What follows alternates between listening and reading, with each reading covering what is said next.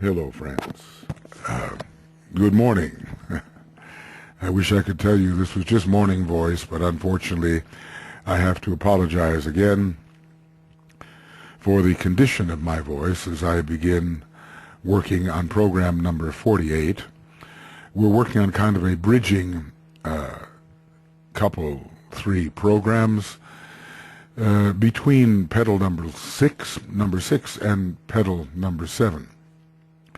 There is some interesting information on the 777 incarnations, symbolic incarnations, of course, and we have spoken thus far of the first of those, the 700 incarnations and the 70 incarnations. Now we are about to undertake the 7, which relate to the Path of Probation. We have assured ourselves that these are not a literal number of incarnations because literally thousands of lives go into making the human being, and not 777, a number which is so closely related to the earth. So we had reached a point in the text where we were into a footnote concerning the number 10. But I think that if you want to study that, it's not immediately on the subject, and you can go to Makara and find these commentaries on the number 10, the unity, the 1 and the 9, the formless square, the 10 and the Arupa universe, and other ways of looking at the 10. I think it's not necessary that we do that right now. It's a fascinating subject, but instead we will come down a little bit further to see basically where we are here. Yeah, let's see here. We're on a section, let's see, around 828 of Cosmic Fire, and we're just about to begin this discussion of the 7 incarnations on the probationary path, but we have just a little bit more to say in this last section on the 70 incarnations. We've already discussed the importance of the probationary path and the 2 different ways of looking at it, as if, let us say, we end the probationary path at the time of the first initiation, when we enter the kingdom of souls, or that the probationary path somehow continues until accepted discipleship. I want to point to 2 very important references from my Vital References section. It is good to have these in mind when discussing the probationary path and the first initiation. Now, it says here, the 5th or spiritual kingdom is entered when the units of the 4th kingdom have succeeded in vitalizing the 5th spirilla in all the atoms of the threefold lower man. I guess not just the permanent atoms, but of course the permanent atoms setting the model would have to be vitalized. When they have unfolded 3 of the egoic petals and are in process of unfolding the 4th and 5th, and we have to understand what unfolding means, because the man is responsible for organization, vitalization, coordination, but he's not responsible for unfolding. So this term unfolding is a general term. It means the general development, I think, of the 4th and 5th petal, but perhaps we should think of it as actually having to do with the unfolding of the 4th and 5th petal, and he seems to tell us that we are entering the fifth or spiritual kingdom when some aspect of this process of unfolding the fourth and fifth is working. So this implies that the fifth or spiritual kingdom is actually entered a bit before the first initiation has taken place, because as we see in the reference below,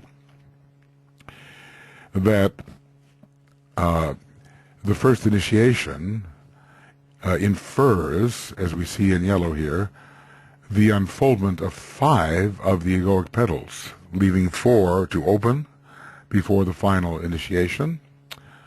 And when we talk about the unfoldment, I think we pretty well mean the complete unfoldment. That seems to be the implication here.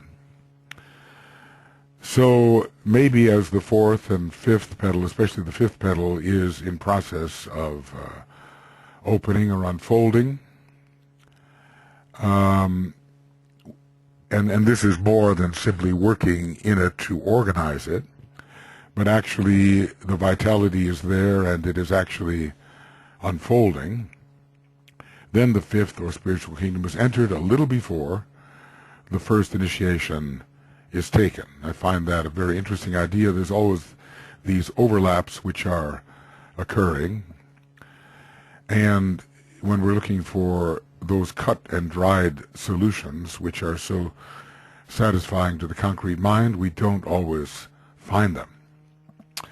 So there is a little bit of ambiguity here, I admit, but in fact it seems that the fifth kingdom, well, it's similar to the idea that the egoic lotus for the advanced man excuse me, begins to rise to the second subplane level of the higher mental plane. He does not yet have to be an initiate of the first degree for it to rise to that point, but I think it's quite close to the first degree when the refocusing on a higher vibratory level by the causal body, egoic lotus, does occur. So sorry. In the same way, we are finding that the fifth kingdom of nature, the spiritual kingdom, is entered, yes, at the first degree, but not necessarily exactly at the first degree, maybe a bit before the first degree is actually taken. When one is a sincere probationary disciple and is attempting to fulfill the requirements of the first degree, one is certainly, from these references, in process of entering the fifth kingdom. Well, anyway, here we are then, finishing up this little bit concerning the 70 incarnations. The interplay between kamic impulse and monastic energy has produced a realization within the consciousness of the ego of that which he has learned within the two halls. So we're speaking here of kama manas largely, a quality of energy related to Venus, which is a planet most conditioning the second tier, whereas Mars conditions the first and Mercury the third.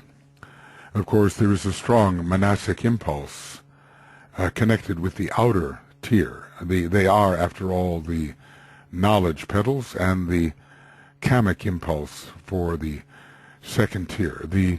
As we've seen, the development of the emotional response. Is that, I think that's what we have been looking at here.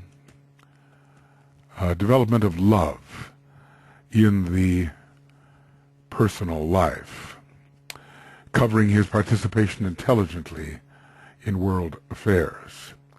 But it's a higher form of love than the kind we find of a strictly formal nature in the outer tier once the second petal begins to show its development. even those in whom the second petal is, well, more or less completely unfolded, and the work is going on in the third, are called lotuses of passion and desire. So whatever love there is there in the outer tier is not the kind of love which is increasingly experienced in the second tier. Okay. Now, so a realization within the consciousness of the ego of that which he has learned within the two halls, and by this I think we mean the soul in incarnation. Certainly the solar angel is not here really mentioned, because the solar angel knows all these things. We're talking about that which puts itself down into the personal worlds, and though it is an extension of the soul, has much to learn from within these personal worlds. So we're speaking here of two halls, of the hall of ignorance and the hall of learning. Manus has entered into the life of the individual, working upon the second tier, but not as fully as it will during the work of the third tier. In other words, the third tier, which is the sacrifice tier, is also the tier of will, and the tier related to development on the mental plane per se. Mind and desire functioning together have conferred a degree of psychological realization, not really available so much during the first tier process. In other words, there is mind, but it is applied outwardly and not to the psyche per se. The ego, and I think, as I said, we're talking here about the man in incarnation, not the ego on its own plane per se, is no longer ignorant of himself as a dual being. He has the sense of gathered faculty and of expanded consciousness. The ego, as the personality, is becoming increasingly self-aware, aware of a higher point of focus within himself, and also, in the lower case, self-aware, aware of his personality functioning, his even the subtle aspects of that functioning. The outer circle of petals is unfolded, and this is while work is going on in the central tier, and the central ring is ready to open. Excuse me. And as we have seen by the reference here, that this central ring really is opening, unfolding, on the path of probation, and as we are getting ready to enter the spiritual kingdom, which is confirmed at the first degree when 5 of the 9 petals are in fact open. Okay. So, excuse me, the organizational and vitalizing work has been done upon the second tier of petals, or it would not be ready to open, but I think there is still more organizational work and vitalizing work to be done in petal number 6, even following upon the complete opening of petal number 5. But to some degree, there must have been organizational and vitalizing work, otherwise there would not be a sufficient awakening in the energy of the second tier to be opening. I sometimes look at petal 4 as if it is the professional petal, in a way, upholding a certain standard in society, and the petal of those seeking distinction, whereas the 5th petal relates to those who are achieving distinction, and the 6th petal to those who are willing to relinquish distinction. So maybe I'll put that down here somewhere. That for petal 4, those attempting to achieve distinction, which is a Leonian factor. Petal 5, those who are achieving and have achieved distinction.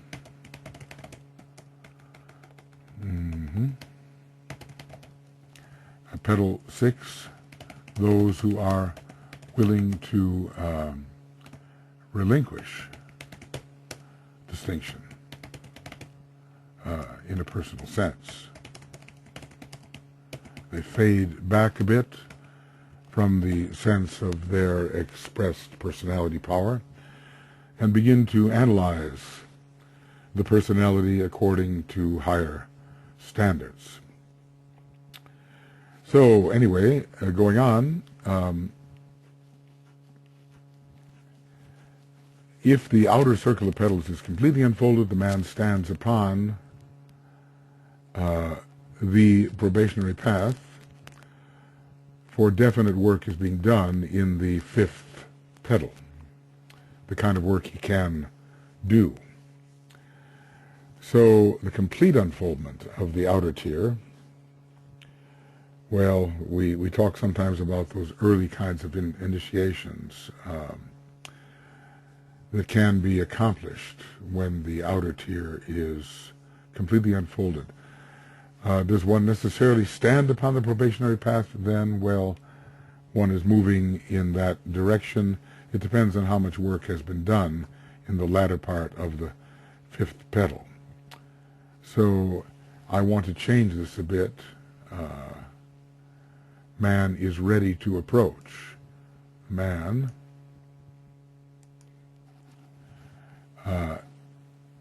is ready to approach the probationary path.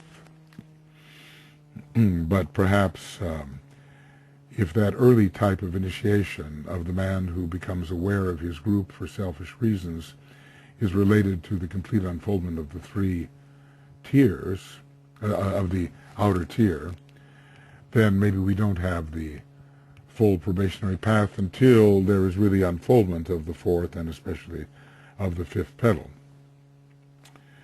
When the outer circle of petals is completely unified, 3 is 1 and 1 is 3, petals within the central ring are opening.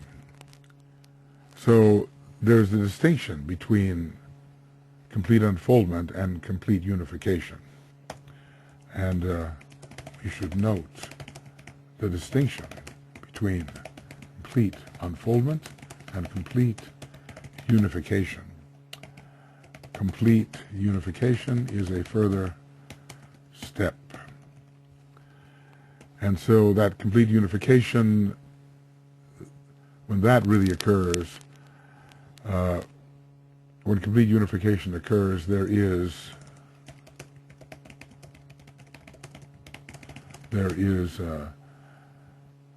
the necessary work being done in the 5th petal to produce the path of aspiration.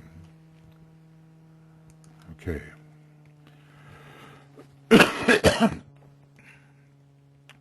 So when the outer circle of petals is completely unified, 3 is 1 and 1 is 3, petals within the central ring are opening, and this means one is very close to entry into the kingdom of God, the spiritual kingdom.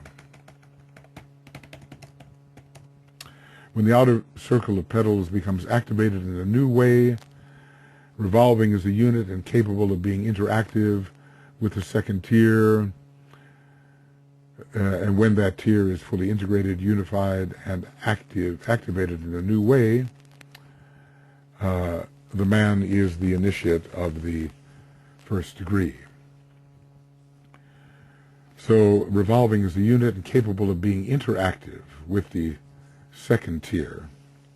When that tier is fully integrated, unified, and activated in a new way, the man is an initiate of the first degree, but really, until the fifth petal within the second tier is fully open, there can be no first initiation. And when the fifth petal is ready to open but is not open, we can assume that man is passing through the phases of experience. Fifth petal is, well, which precede the first initiation, namely the path of probation. I think I want to modify that a little bit. When the fifth petal of the second tier is fully open, until that, there can be no initiation. When the fifth petal is, I want to say, opening, but is not fully open, then we can assume the man is passing through the phase of experience which precedes the first initiation, namely the path of probation. And when the fifth petal is being worked upon, but is not really opening very fully, then the man is upon the path of aspiration. Well, okay, these are all approximations. I think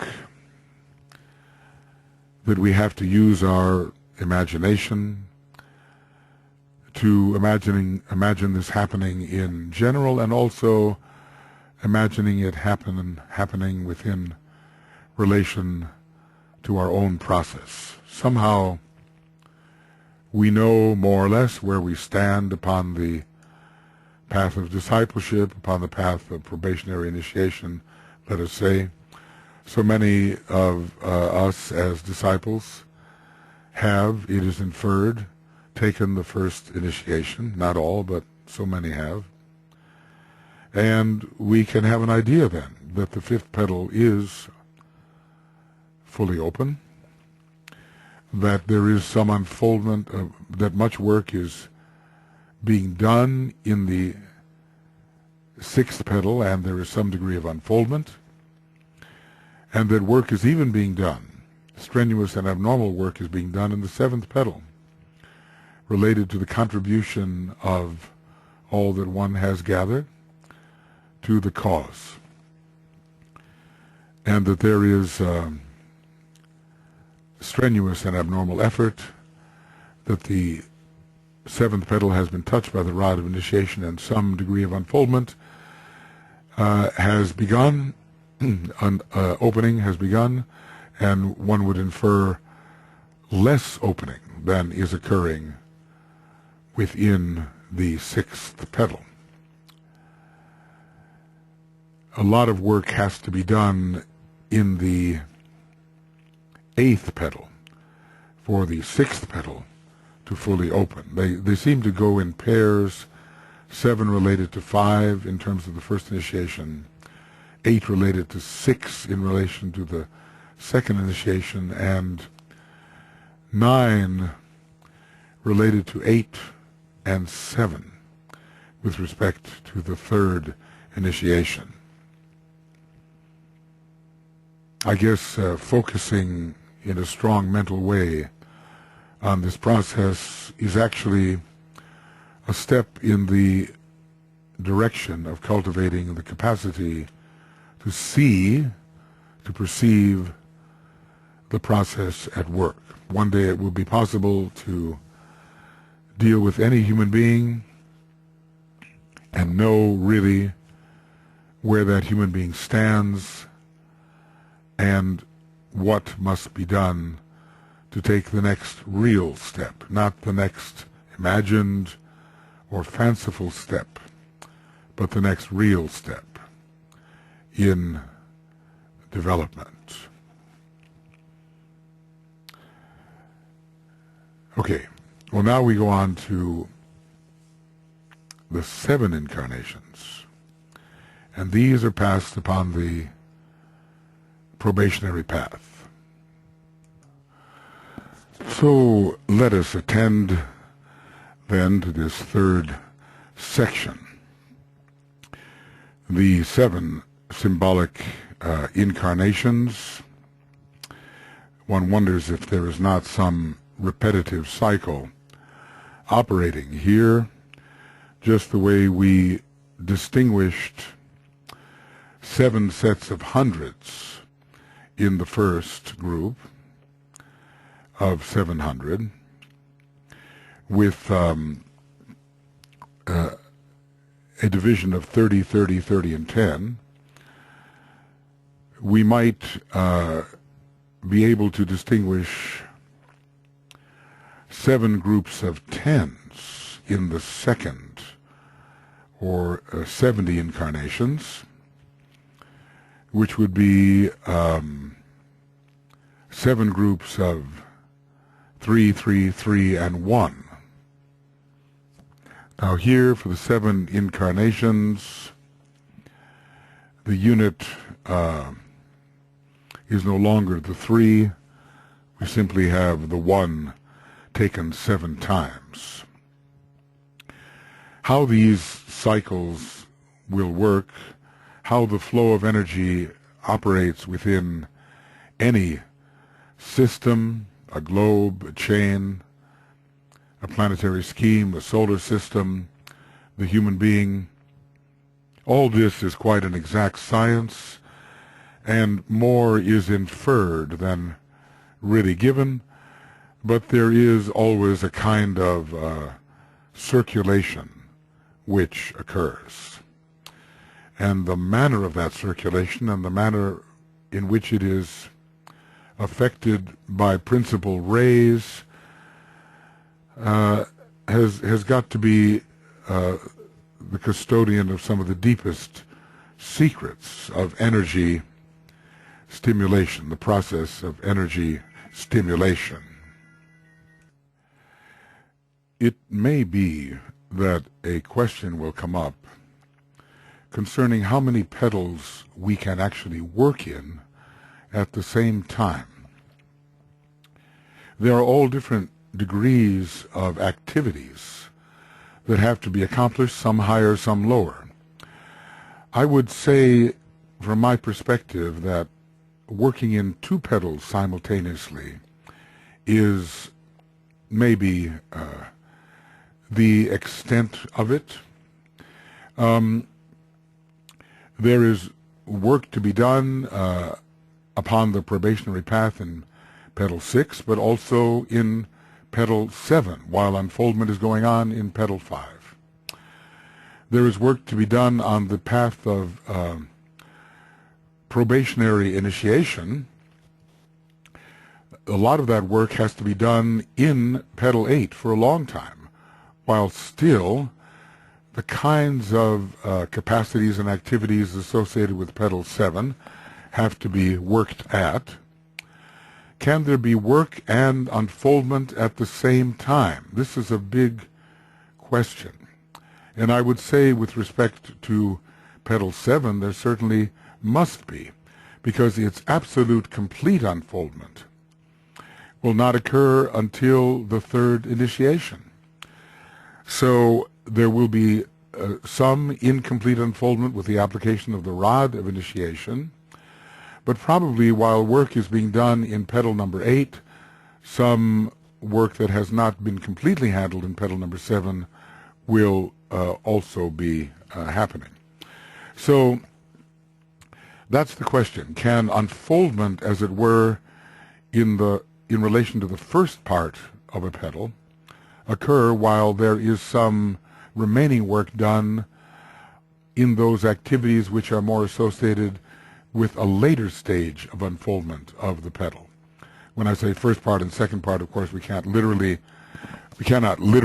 divide that, no. Can we work across a span of 3 petals at once? I would say it's probably rather rare. While work is going on focally in the 8th petal, between the first and second initiation, and some remaining work is occurring in the 7th. Continuing unfoldment of all that has really been worked upon is occurring in the 6th. Can we stretch it so far as to say that there's still work going on in the 6th? Well, if it were so, it's not the main focus.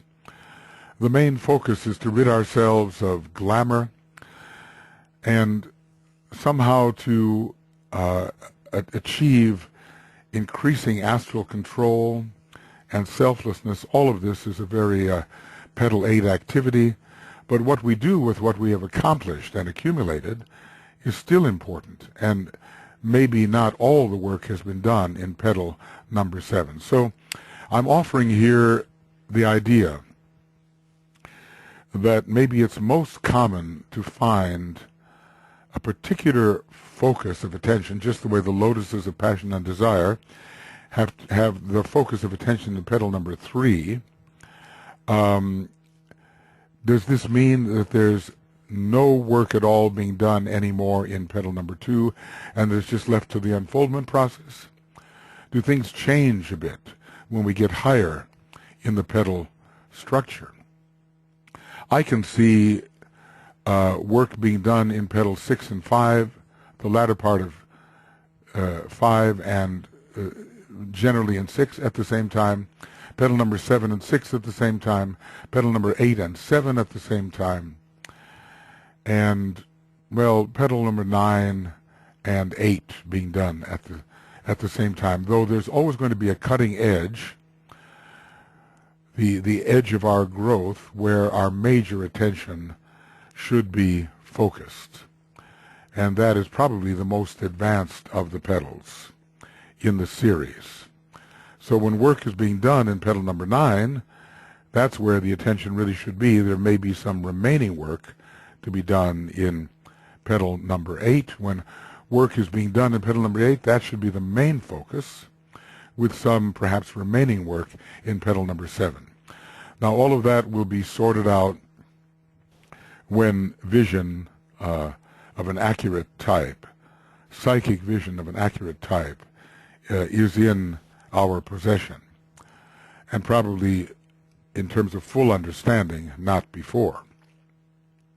Well, I've had a number of interruptions this morning here, and if there are any discontinuities in what I seem to be saying from one moment to the next, I apologize for that. Hopefully these seeds of thought will be planted in our minds, and we will be in a position to ponder them, especially as they relate to the practicalities of our living. Okay. 7 incarnations, they are those passed upon the path of probationary path. So this is clear. The 7 incarnations in this 777 symbol are not passed upon the path of initiation, nor are they passed upon the path of probationary initiation. Really, if we're working on the first or second initiation, we are working on probationary initiations, and when we take these initiations, we should consider ourselves probationary initiates. So in this context, at least, we can infer that the probationary path begins before the first initiation, even though, as I've said on some occasions, anyone who is not an accepted disciple is called a probationary disciple. And the stage of accepted discipleship, well, I say almost always follows the first initiation. I will really have to say always follows the first initiation. Sometimes sooner, sometimes. Well, no, I have to say almost always, because, that's the exception maybe proves the rule.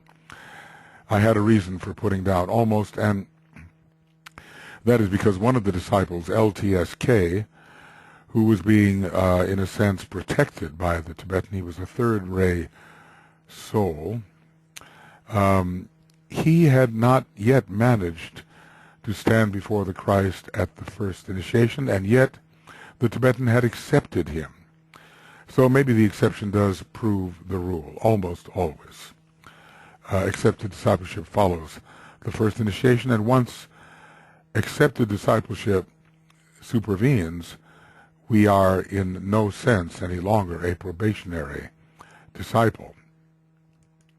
And even, from another way of reckoning, even before accepted discipleship occurs, and once the first initiation has occurred, we may not be considered a probationary disciple. It just depends upon the perspective we choose to adopt. When there is full unfoldment of the fifth petal of the first degree, there is at least some unfoldment of the seventh through strenuous and abnormal effort, because we have seen this, that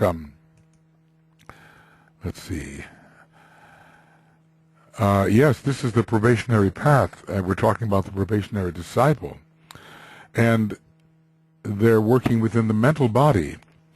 The mental body becomes active, and two of the will petals are coordinated, and one, coordinated and organized pretty much means the same thing, are coordinated, and one awakes vitality and unfolds. That would have to be the seventh petal, because we're not going to go out of order here.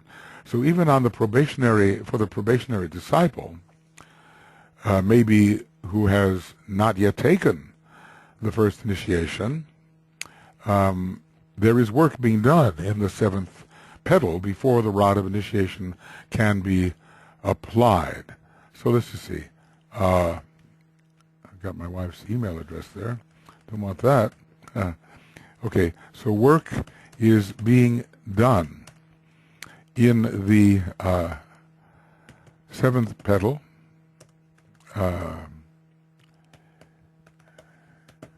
Yeah, I think I'm going to make, excuse me,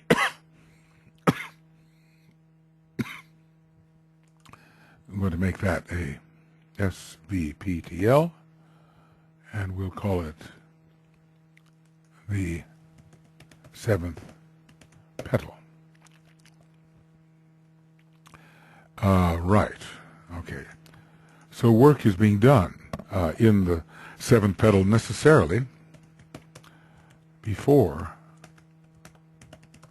the rod of initiation is applied, and there is even unfoldment before the rod of initiation is applied. And maybe, in a sense, this means that the initiate is initiate before he is initiated. INIT.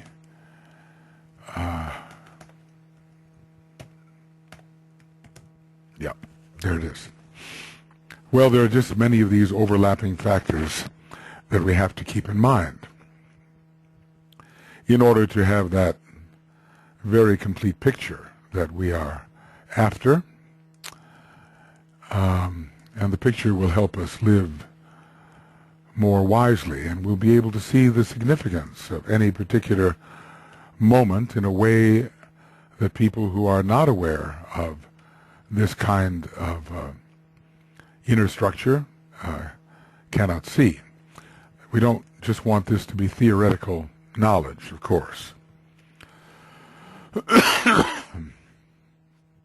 Sorry for this voice and this coughing, but time is of the essence, and I'm just trusting that my voice will become better over the days as I force myself to work along.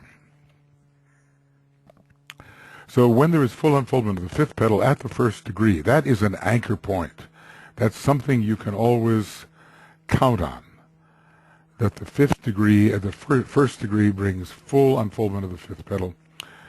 There is at least some unfoldment of the seventh, and naturally a considerable degree of unfoldment of the sixth, or, well, let's say a reasonable degree. Maybe not considerable, because it's going to take a long time for that sixth petal to completely unfold.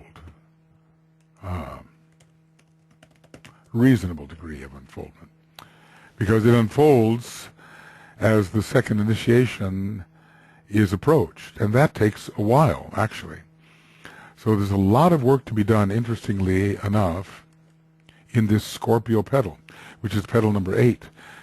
And we have in Scorpio a sign which is very closely associated with the human hierarchy of monads.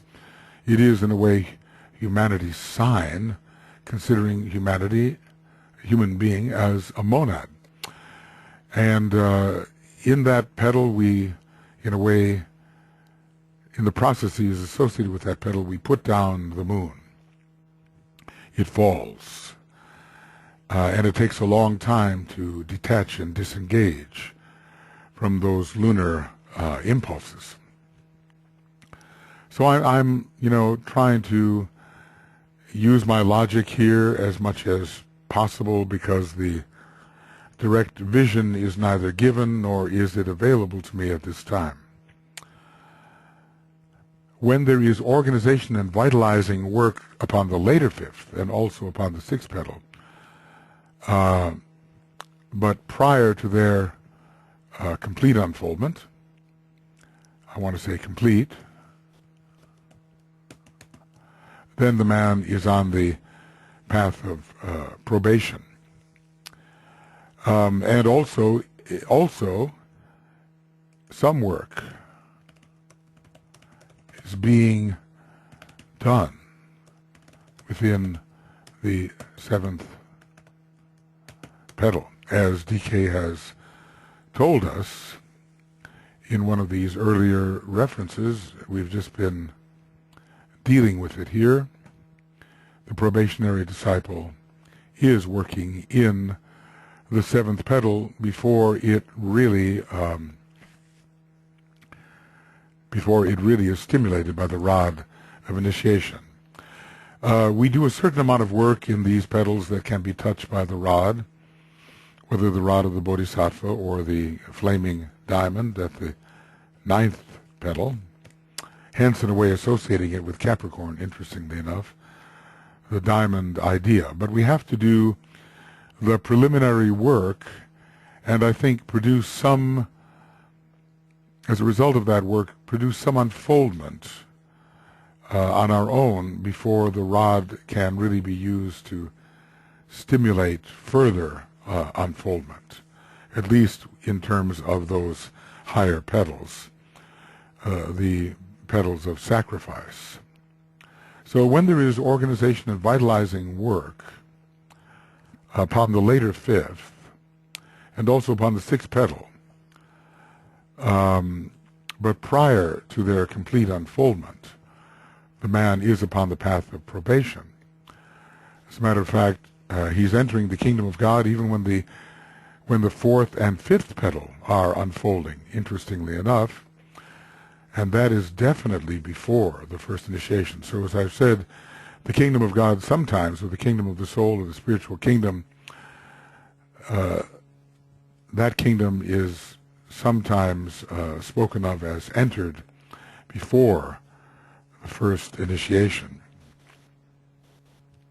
So when there is full unfoldment of the second tier and the complete unification of that tier and its rotation as a unit, then the second initiation is being taken, and this will coincide with at least some unfoldment of the eighth petal, just the way there was an awakening of vitality and unfoldment of the seventh petal on the probationary path. So, the 7 incarnations. This is an interesting period, says the Tibetan, in which certain things are affected which might be described in the following terms. And this is actually the that section which is so important and which we isolated and put in the vital references. I would really suggest that when we want some kind of clear orientation in these matters, we pin our hopes on certain quite definite references which stand as invariable and which are really landmarks. They are markers, points of orientation. We will know where we stand when we understand those points of orientation. They will not change. I think, for me, one of the major points of orientation is the full unfoldment of the fifth petal means the first degree. Another point of, a steadfast point of orientation is when all 9 petals are completely unfolded, it signifies that the third degree has been taken. So I'm going to, put here points of steadfast orientation, because it can be so confusing in all of this relativism. It's a very relative process, depending upon the individual and upon the ray configuration, upon the astrology and so forth, even the astrology of the soul. It's not only the soul ray and the monadic ray which will influence the way unfoldment occurs, but the soul astrological sign, and who knows, does the monad itself, since it has a ray, also have an astrological sign most associated with it, just the way the soul does. So points of steadfast orientation, I'll say, number 1, the full unfoldment of the fifth petal signifies the first initiation.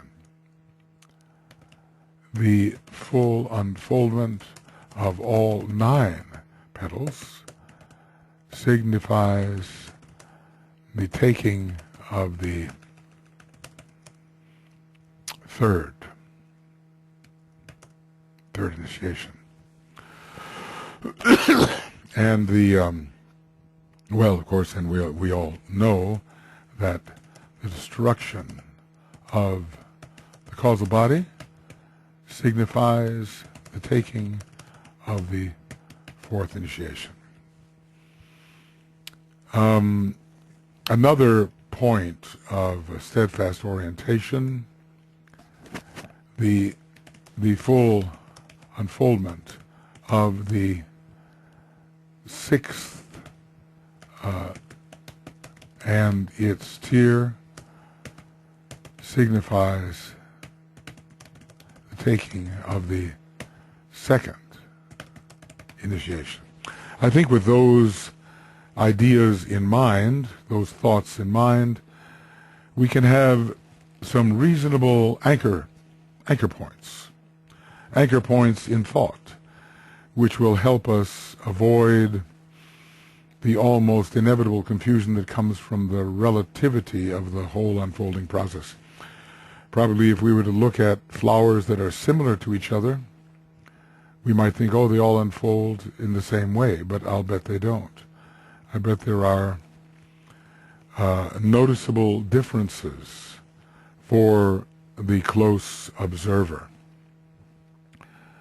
Because, the principle of unrepeatability exists, and no process in form, in natural form at least, is an exact carbon copy of another similar process. So, anyway, this is an interesting period in which certain things are effected, which might be described in the following terms. This is now remember, we are speaking of the path of probation. The path of probation. The 2 outer rings of petals are stimulated in a new and special sense through the conscious act of the probationary disciple. So this is going to be a mentally focused act.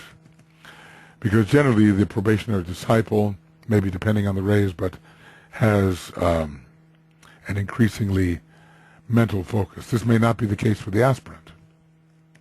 The aspirant may not have too much of a mental focus, but the probationary disciple does.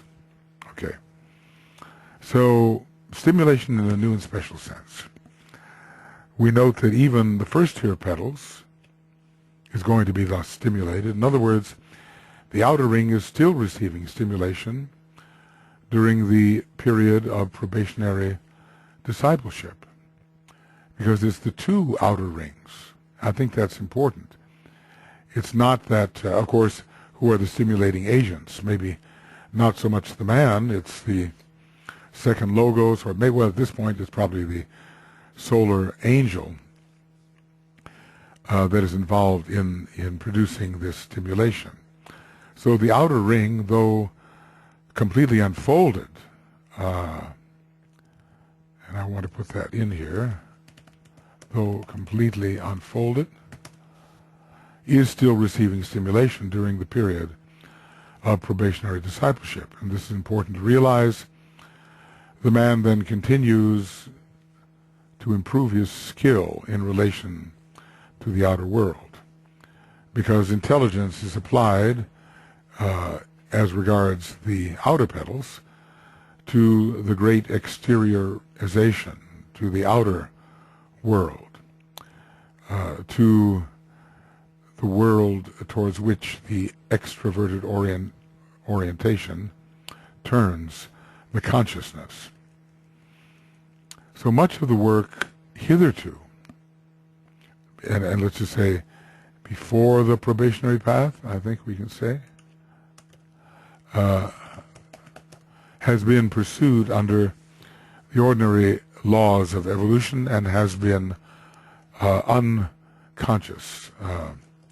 Man works intelligently, but does not know really why he does so. Cannot see the larger, subjective, or spiritual picture. Okay. So, some of the unfoldment, the work of unfoldment is not undertaken by man. The energy of the second logos and the solar angel is responsible for earlier unfoldments.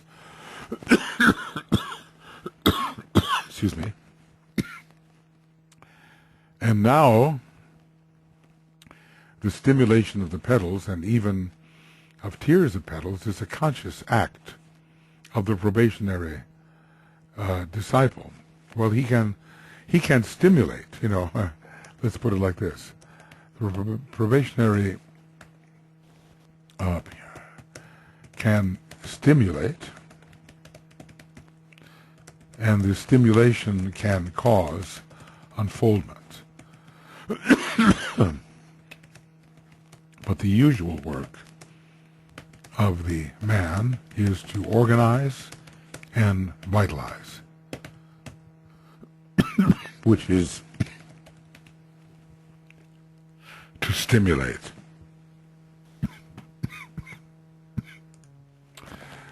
So, again, number 149 here, stimulation of the petals and even of tiers of petals is a conscious act of the probationary disciple. That is the quotation. So, the probationary disciple can stimulate, and the stimulation can cause unfoldment. But the usual work of the man, of the disciple, or of the advancing man, let us say, is to organize and vitalize or stimulate. Organize, coordinate, and vitalize, stimulate, but not to unfold per se. So we may find that we have to discriminate between the activity upon the path of probation, which aspirants can let's just say, begin to tread.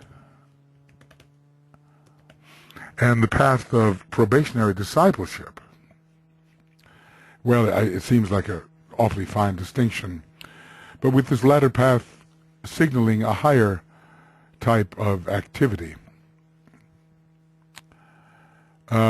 We may remember that technically one is a probationary disciple until one is an accepted disciple. That's one of our perspectives that we've been discussing. So it is possible to continue the path of probationary discipleship even after the first initiation. Both ways are legitimate perspectives, and we just have to choose which one we will use in any particular context and try to understand which approach to probationary discipleship is being used in any particular context. Because it would be very easy, let us say, if we say probationary discipleship goes all the way to the moment of accepted discipleship, to understand why the probationer, or those on the path of probationary discipleship, would be working in the seventh petal and would so stimulate those kinds of activities associated with the seventh petal that unfoldment would begin to occur. Especially if we had passed the first initiation, because the path of probationary discipleship extended until the period of accepted discipleship. So we really have to understand the context in which DK is speaking. Work in the seventh petal before the application of the rod of initiation is really work on the path of probationary discipleship. And is it possible that work after the rod has been applied is also work on the path of probationary discipleship, considered in this larger way as extending until accepted discipleship is reached?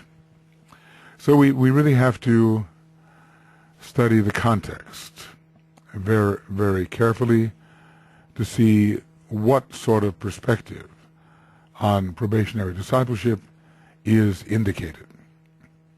Okay, so we are presently discussing that which occurs on the path of probationary discipleship in relation to the 7 incarnations of the 777 symbolic incarnations. So the word now comes up. Now all the changes as the mental body, now all that changes. So the now presumably refers to the period or immediately preceding the first initiation, because the path of probationary discipleship certainly begins before the first initiation, when we are working assiduously in the sixth petal, organizing, coordinating, stimulating, vitalizing. We are working towards this, or on this path of probationary discipleship. But now the mental body is becoming active, so all the unconscious approach to experience changes as the mental body becomes active. So if the mental body becomes active, then there will be organization and vitalization occurring in the petals associated with the mental body, and these are the petals of sacrifice for the mental plane. It seems like a normal and rational type of association. So now the unconscious approach changes, the consciously mental approach is adopted, changes in the petals associated with the mental plane occur. And 2 of the will petals, interestingly, will petals associated with the mental plane,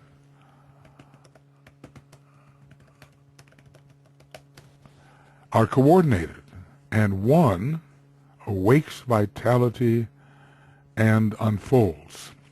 And we remember this through the conscious effort of the probationary disciple. Let's see here. Yeah, conscious act of the probationary disciple. So all this occurs as a result of, whoops, I've got so many abbreviations, result of the conscious effort, acts of the probationary disciple. I believe that's what the quote was. Conscious act of the probationary disciple. So on this path of probation, there is work being done in the petals associated with the mental plane, and they are will petals. And, you know, here it seems that the span of work might include 3 petals, 6, 7, and 8. But it seems to me the major work is being done in 7. And if there is an extension of probationary discipleship beyond the first degree, then one can understand how some work would be done in petal 8, because once the first initiation is taken, the factor of sacrifice becomes very important. And the 8th petal is a very sacrificial petal associated with all the relinquishments which are connected to Scorpio. Okay, so I'm always fixated on this particular reference. Much of the work hitherto has been pursued under the ordinary laws of evolution. Man has proceeded in a way prompted by his instinctual nature, but not so consciously. It has been unconscious work, and now all that changes as the mental body becomes active, and we would expect it to be, because we're dealing with, we would expect this, petals of sacrifice for the mental plane. All that changes, and 2 of the will petals are coordinated, and 1, presumably the 7th, awakes vitality and unfolds. Such is the attention given by the probationary disciple. Such is the attention given by the probationary disciple, that sufficient vitality is generated to awaken the petal to the point of unfoldment. So somehow these words to me are so very important and show what can happen on the path of probationary discipleship. Okay.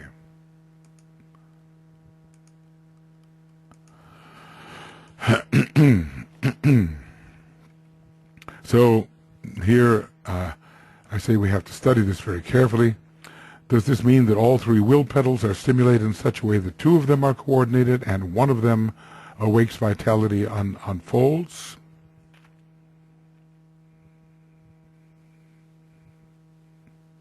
Well, or does it mean that only 2 petals are stimulated, one of which becomes coordinated, and the other of which is not coordinated, but awakes vitality and unfolds? So I'm sort of splitting hairs here.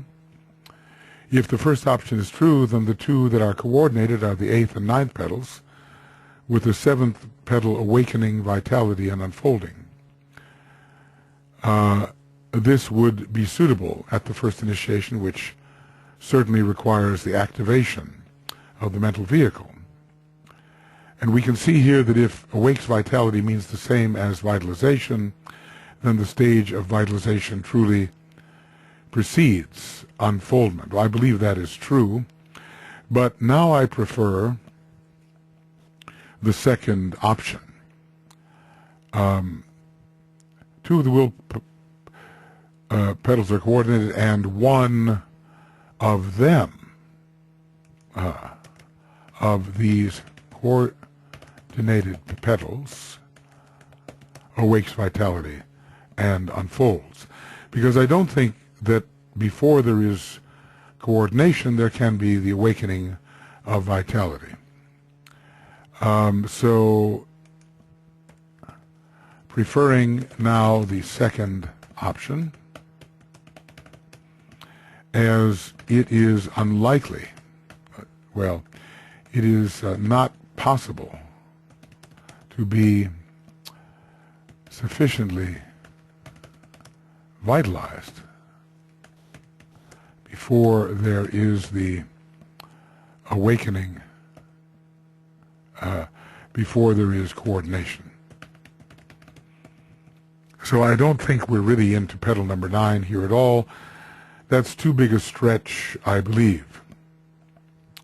The work in petal number 8 is extensive, long-lasting, and we can have some work in petal number 8 at this stage. The work in petal number 9, which is associated with the utter sacrifice of all forever, is too extensive, too high for this particular stage. Petal number 9 is not really associated with the probationary path or with the path of probationary initiation. It is associated with the true path of initiation, the first initiation beginning with the complete unfoldment of petal number 9. And a lot of work, has to be done there. And I would say, in all of these petals, in all of these sacrifice petals, my view at the moment, I'll say, my view at the moment is that the intensive and strenuous and abnormal efforts,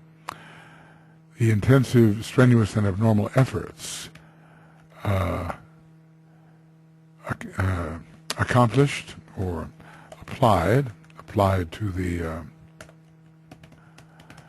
sacrifice petals is enough to cause a preliminary opening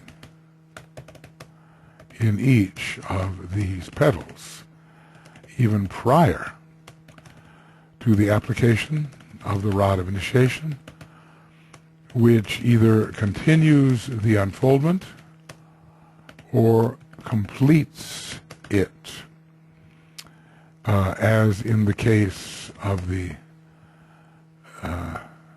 9th petal, NPTL. I think that deserves to be in our abbreviation. NPTL. Okay. NPTL. Try that. We'll call it here. 9th petal. So, I am of the opinion right now that the application of the rod of initiation does not complete the unfoldment of the 7th petal, and does not necessarily complete the unfoldment of the 8th petal when it is applied to the 8th petal, but the rod of initiation applied to the 9th petal by the Lord of the world does complete the opening, the unfoldment of the 9th petal, and also of the remaining 8th and 7th. When the great sacrifice applies, well, here's how it occurs to me. Okay. I have to get my bracket here. So when the great sacrifice, Sanat applies the rod of initiation to the ninth petal, it naturally facilitates the adoption of the attitude of the utter sacrifice of all forever. Because Sanat has that quality. He has made that choice, that decision. And naturally can confer something of that decision to the one for whom he is stimulating the ninth petal. The fire or energy of these two rings begins to circulate along the atomic triangle. So we're moving from the petals to the members of the atomic triangle, the mental unit, the astral and physical permanent atoms. And when this is the case, it marks a very momentous epoch. So we're talking about movement of energy from the tears to the to the atomic triangle. So two tears are especially stimulated, and the fire from them circulates along the atomic triangle.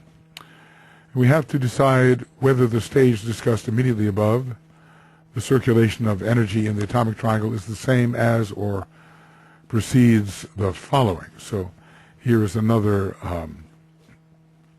reference of importance in this context.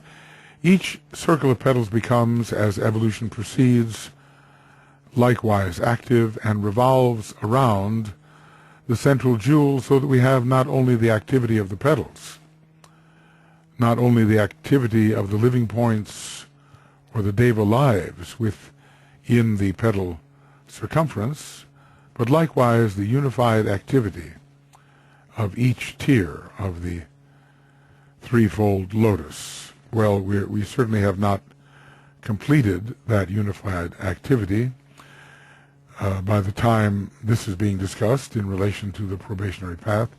We do not have any kind of complete opening or special stimulation of the sacrifice petals yet, but we will have, at a certain point, the complete opening of the other two tiers. We need not necessarily presume, however, that because the fire or energy from the two rings begins to circulate along the atomic triangle, that the second ring is necessarily completely open. And I think I'll put that down. We need not assume that the second tier is completely unfolded when this circulation begins. Otherwise, the second initiation would be taken. And on the path of probation, it is not yet taken. Because really, it requires the path of probationary initiation. The second initiation is taken on the path of probationary initiation. Okay. So, reading again this quotation from later in the Cosmic Fire book, each circle of petals becomes, as evolution proceeds, likewise active and revolves around the central jewel, so that we have not only the activity of the petals, not only the activity of the living points or the deva lives within the petal circumference, but likewise the unified activity of each tier of the threefold lotus. That is rather akin to this, that's not right.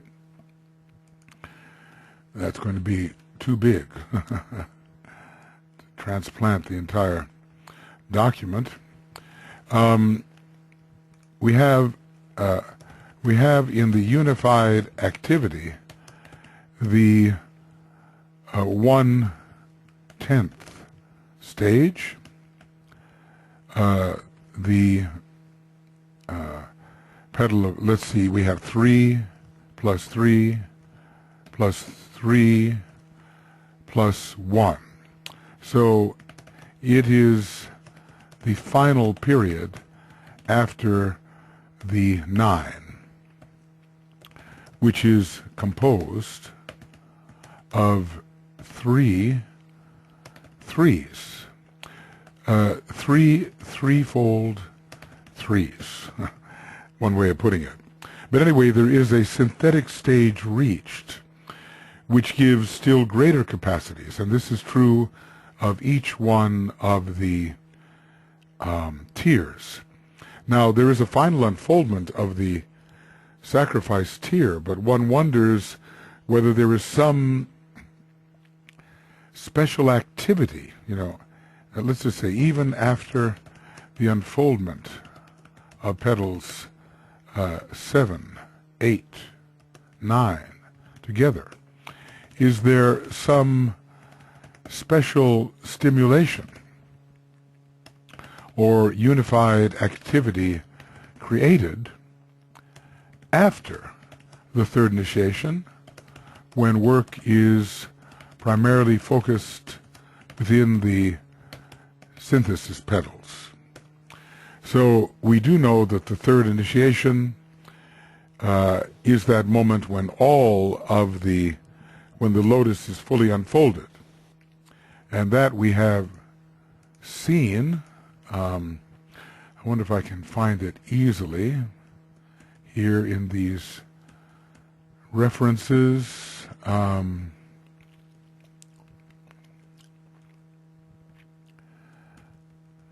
Well, there's a lot here. But I think you remember. Oh, yes, here it is. By the time the third initiation is taken, the inner circle of petals is opened and the full-blown lotus in all its beauty can be seen. But is that necessarily the same as having the unified activity? Let's just put it like this. Is this the same as having the unified activity of the third tier? Maybe that happens a little bit later, so that there is still some progress in the sacrifice tier even after the third initiation is taken, and even though it is fully unfolded. Maybe it's not fully ready to rotate with all of the others. Okay, so when we finally achieve a unified activity of a specific tier, does it represent an initiation? Well, when the first tier not only unfolds, not only integrates, but demonstrates a unified rotary activity around the central nucleus, does it then represent the first initiation, along with the fifth petal opening? When the second tier begins its unified activity, does it do so in conjunction with the first tier? Do they rotate together? And does that dual rotation indicate the second initiation? And this would mean, in this case, not just the full unfoldment of the sixth petal, but additionally, the unified activity of the second tier. I'm just asking this question. And so, for the third tier, when it achieves not only unfoldment and integration, but integrated activity, well, maybe.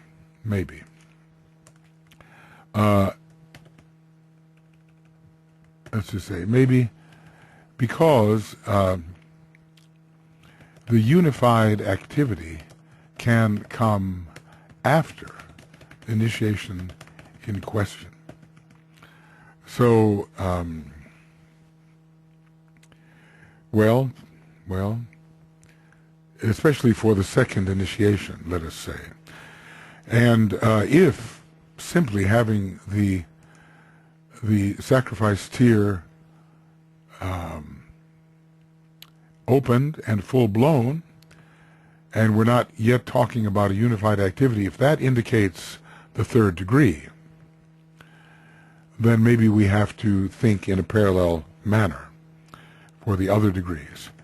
If the opening and full-blown sacrifice tier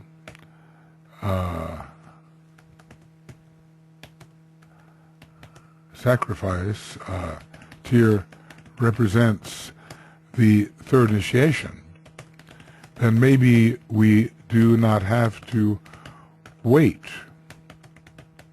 for the unified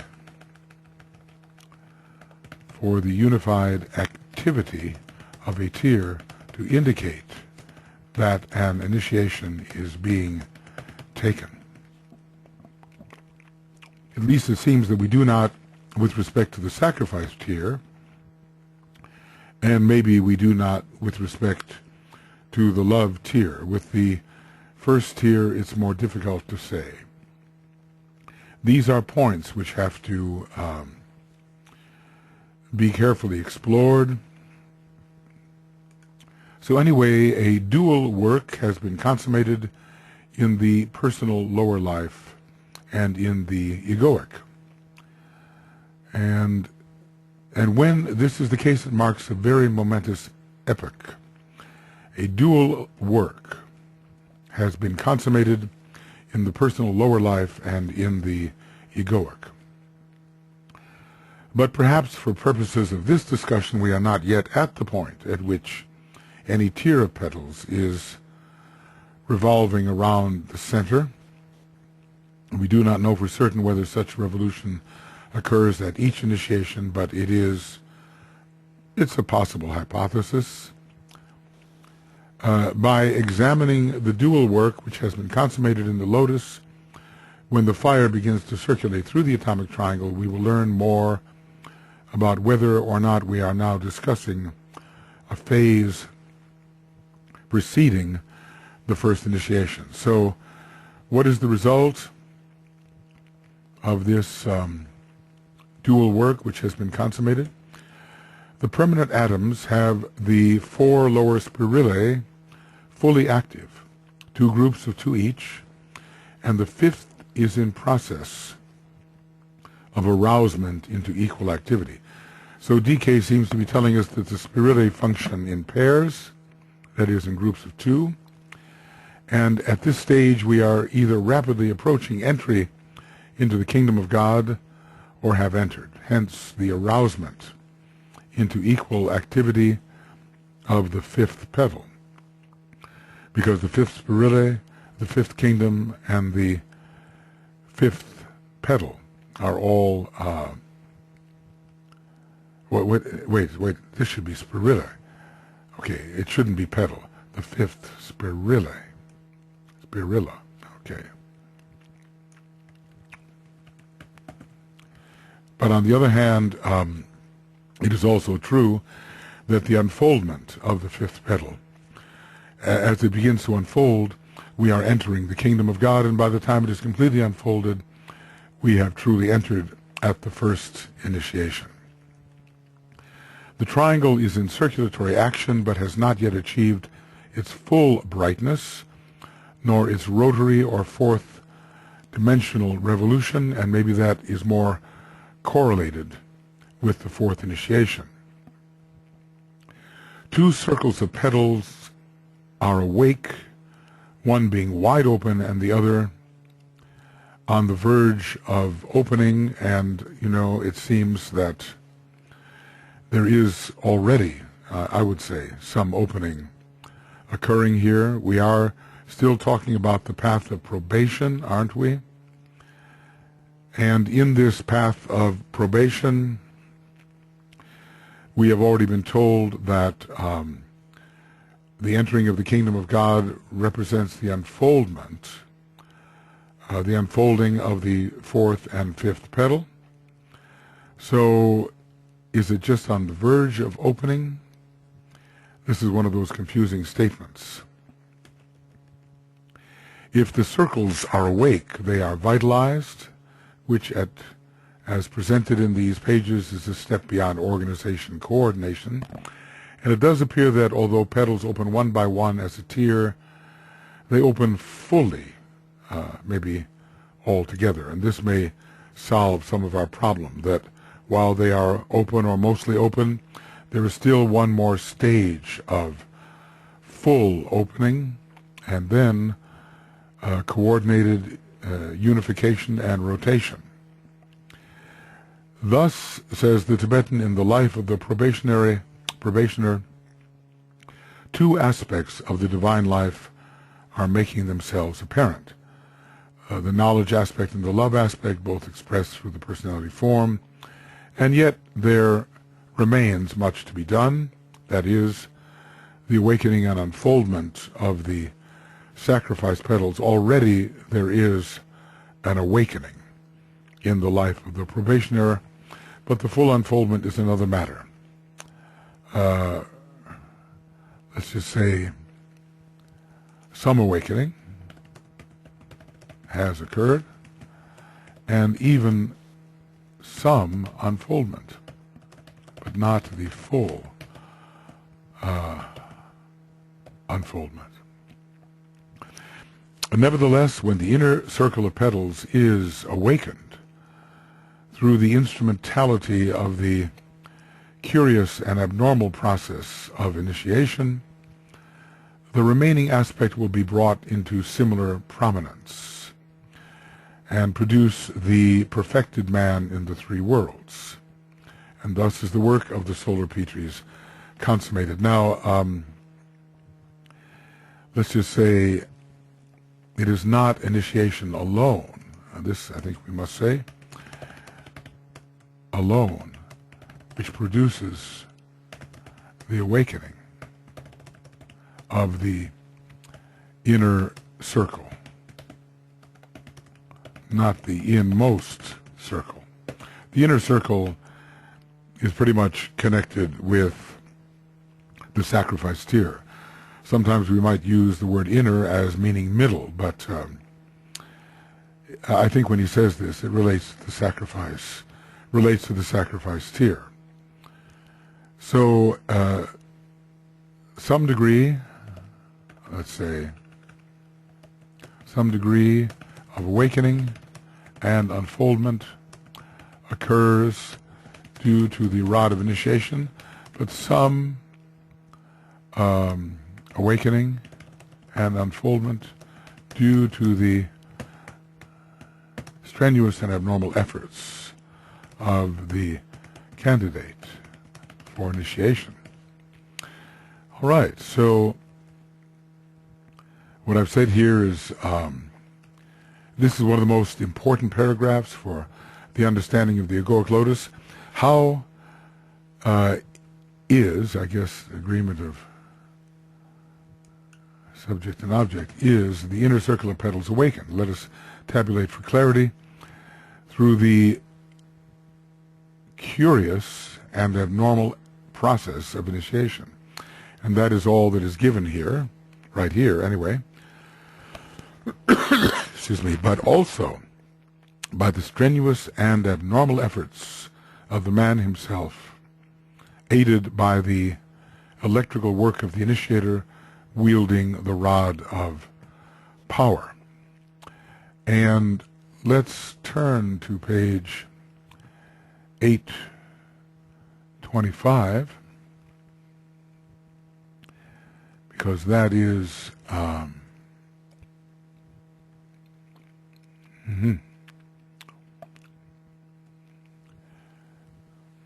okay, I wonder if it is 825. Strenuous and abnormal. Let's just look that up.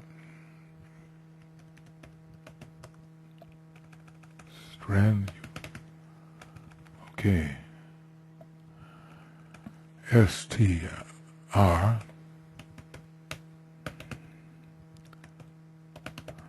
Okay. Well, maybe that is 824. So I better put that in the right place.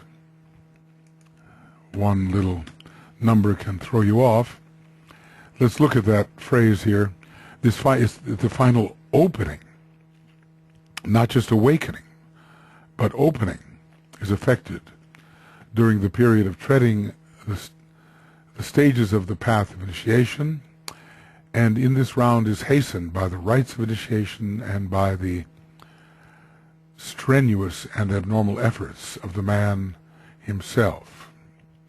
So at least we find the final opening is hastened, aided by the electrical work of the initiator, and we've also found that the man on the probationary path working in the 7th and 8th petal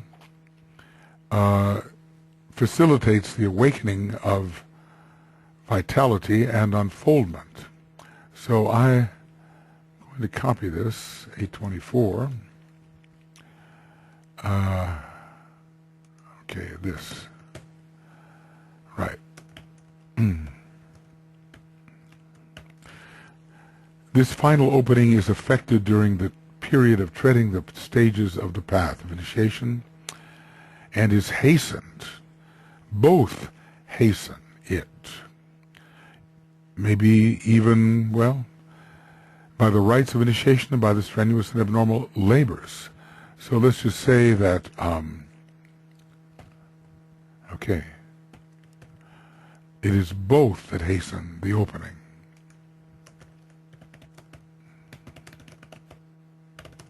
Of the petals, sacrifice petals. Yeah, that's interesting. It's not just, it's brought about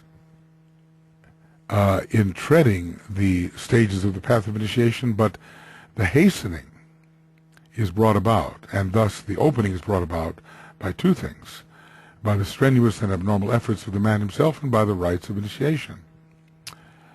So we can say that those efforts do definitely contribute to the opening, just the way the rites of initiation do. So both cause opening, and we learned the same thing about the path of probation, how there is a focus on two of the wheel petals, and one of them awakes vitality and opens.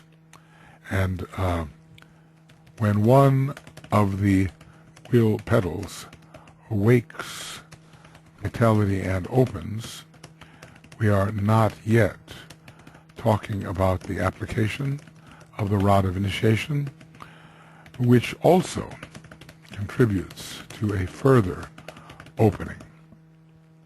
Okay, the perfected man seems related to the unfoldment of all 9 petals, but really true perfection must extend to the unfolding of the 12, and even to the destruction of the 12 and the returning of the content, or the translation of the content of the causal body into the spiritual triad.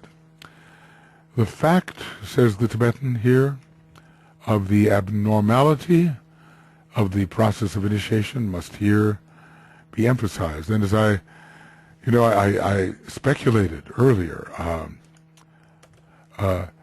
did the necessity for the coming of the solar angels relate to the hesitation of certain monads to take advantage of the possibility of an earlier possibility of incarnation? Or in the life of every planetary logos, there's come a time when solar angels do show up. There are references to indicate that at the time of the opening of the planetary heart for any planetary logos, the solar angels are involved. Well, in any case, initiation as we understand it is not for one and all. Many human beings will grow naturally without participation in this abnormal forcing process, which can't help but indicate a compensation for a previous delay. So an intervention in the life of man by certain spiritual agencies, we might say compensation, possibly, for earlier delay, maybe on the moon chain. But then again, initiation is even being applied to those who were not on the moon chain. Will it be applied in the next round? I think there are references which speak about whether it will or not. But many of those who are Earth Chain humanity will be achieving initiatory status in the next round and not this one. So you kind of wonder, in addition to the solar angels coming when there is an opening of the planetary heart, are the rites of initiation and the intervention that they represent a specific antidote for the kind of delay which occurred on the moon chain. Initiation is a hastening process, speeding human unfoldment. It is most necessary at this time in human development, as a great failure in the past has delayed the normal process of human and planetary development. Well, the coming of the solar angels is, in a way, it's an intervention too, but it is not technically an initiatory intervention, but it does prepare the man much more rapidly for that intervention which we call initiation. So two things are at work there, the solar angels and then the initiator. Now, interesting, the solar angels apparently are of greater initiatory unfoldment than the first initiator, who is still a member of the fourth creative hierarchy, that is the Christ, because these solar angels are initiates of all degrees and have been to Sirius for training. They have transcended the normal initiations that lie ahead of us. They're members of another hierarchy, a higher hierarchy in a way, and they have their own system of, let's say, 7 or 9 initiations. Naturally, we are not given what they are, but we understand that every spiritual hierarchy, once it reaches the point of self-consciousness, and from that time on forward, has its own methods of advancement or of initiatory advancement. Initiation is in the nature of a great experiment which our planetary logos is making during this round. That's why I said, will it be so in the 5th? Okay.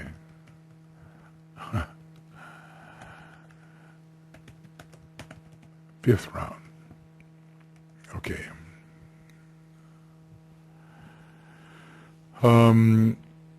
Well, the questions are being asked. Sometimes Vic and I were cooperating on this, but some of these questions do take us off into a wider consideration.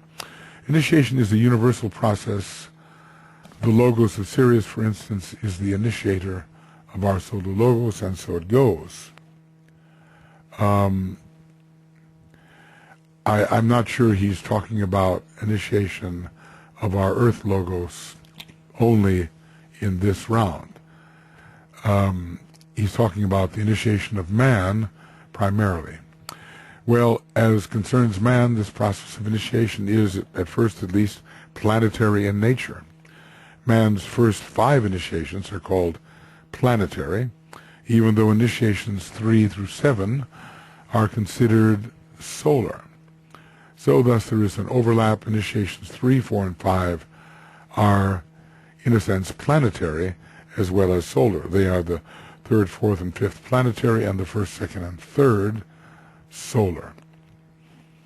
Okay, in earlier and perhaps in later rounds, the whole process will follow natural law.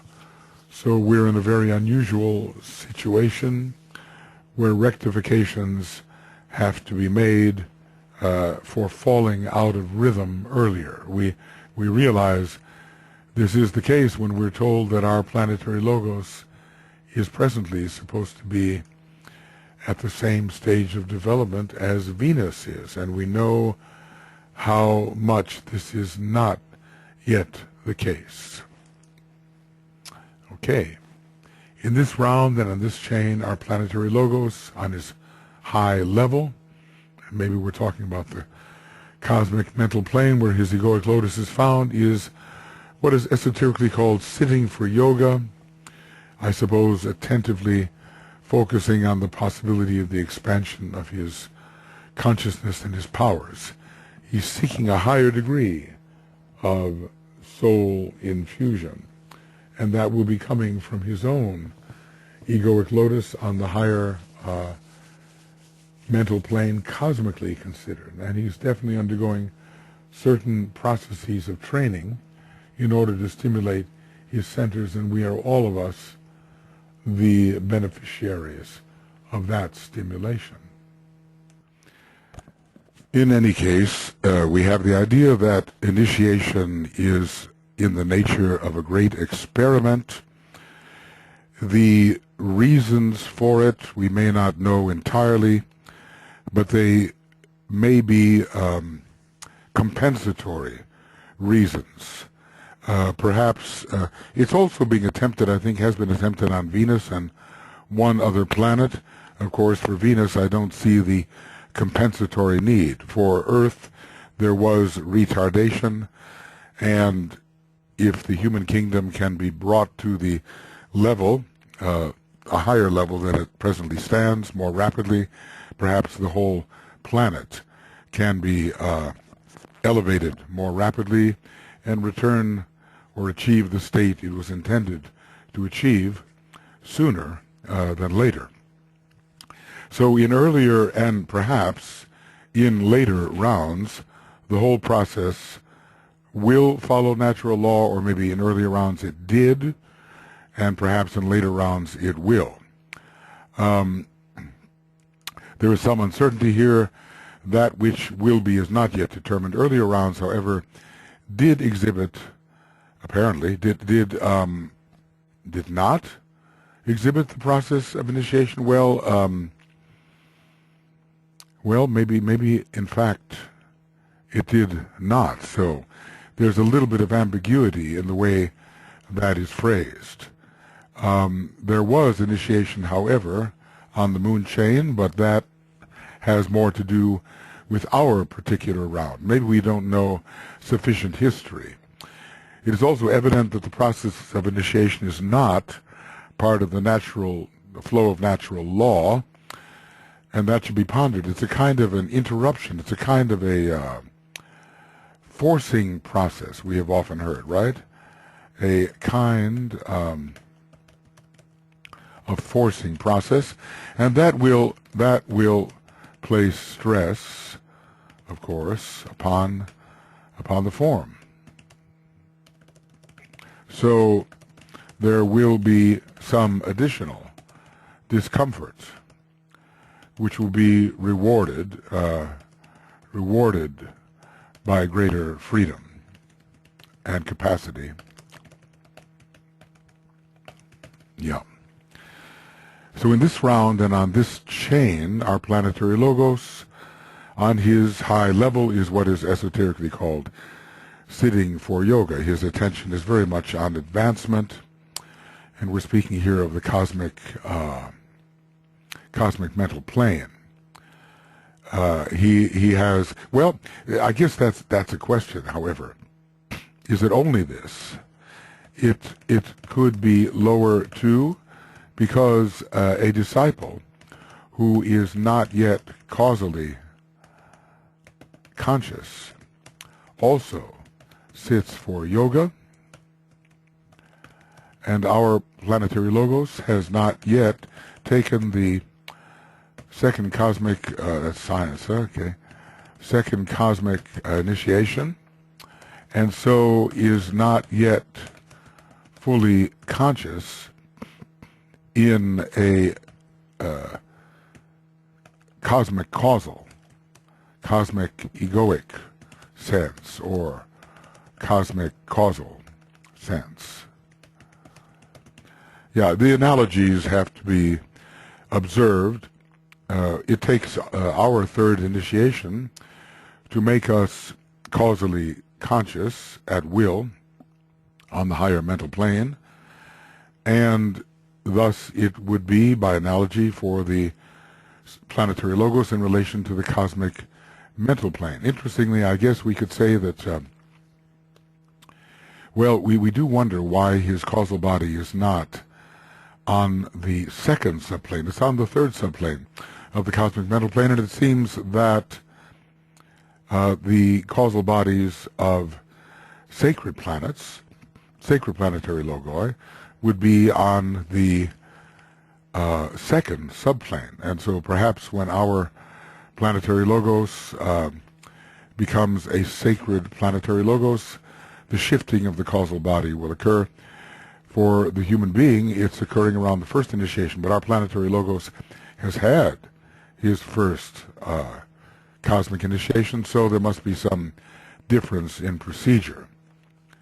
All right.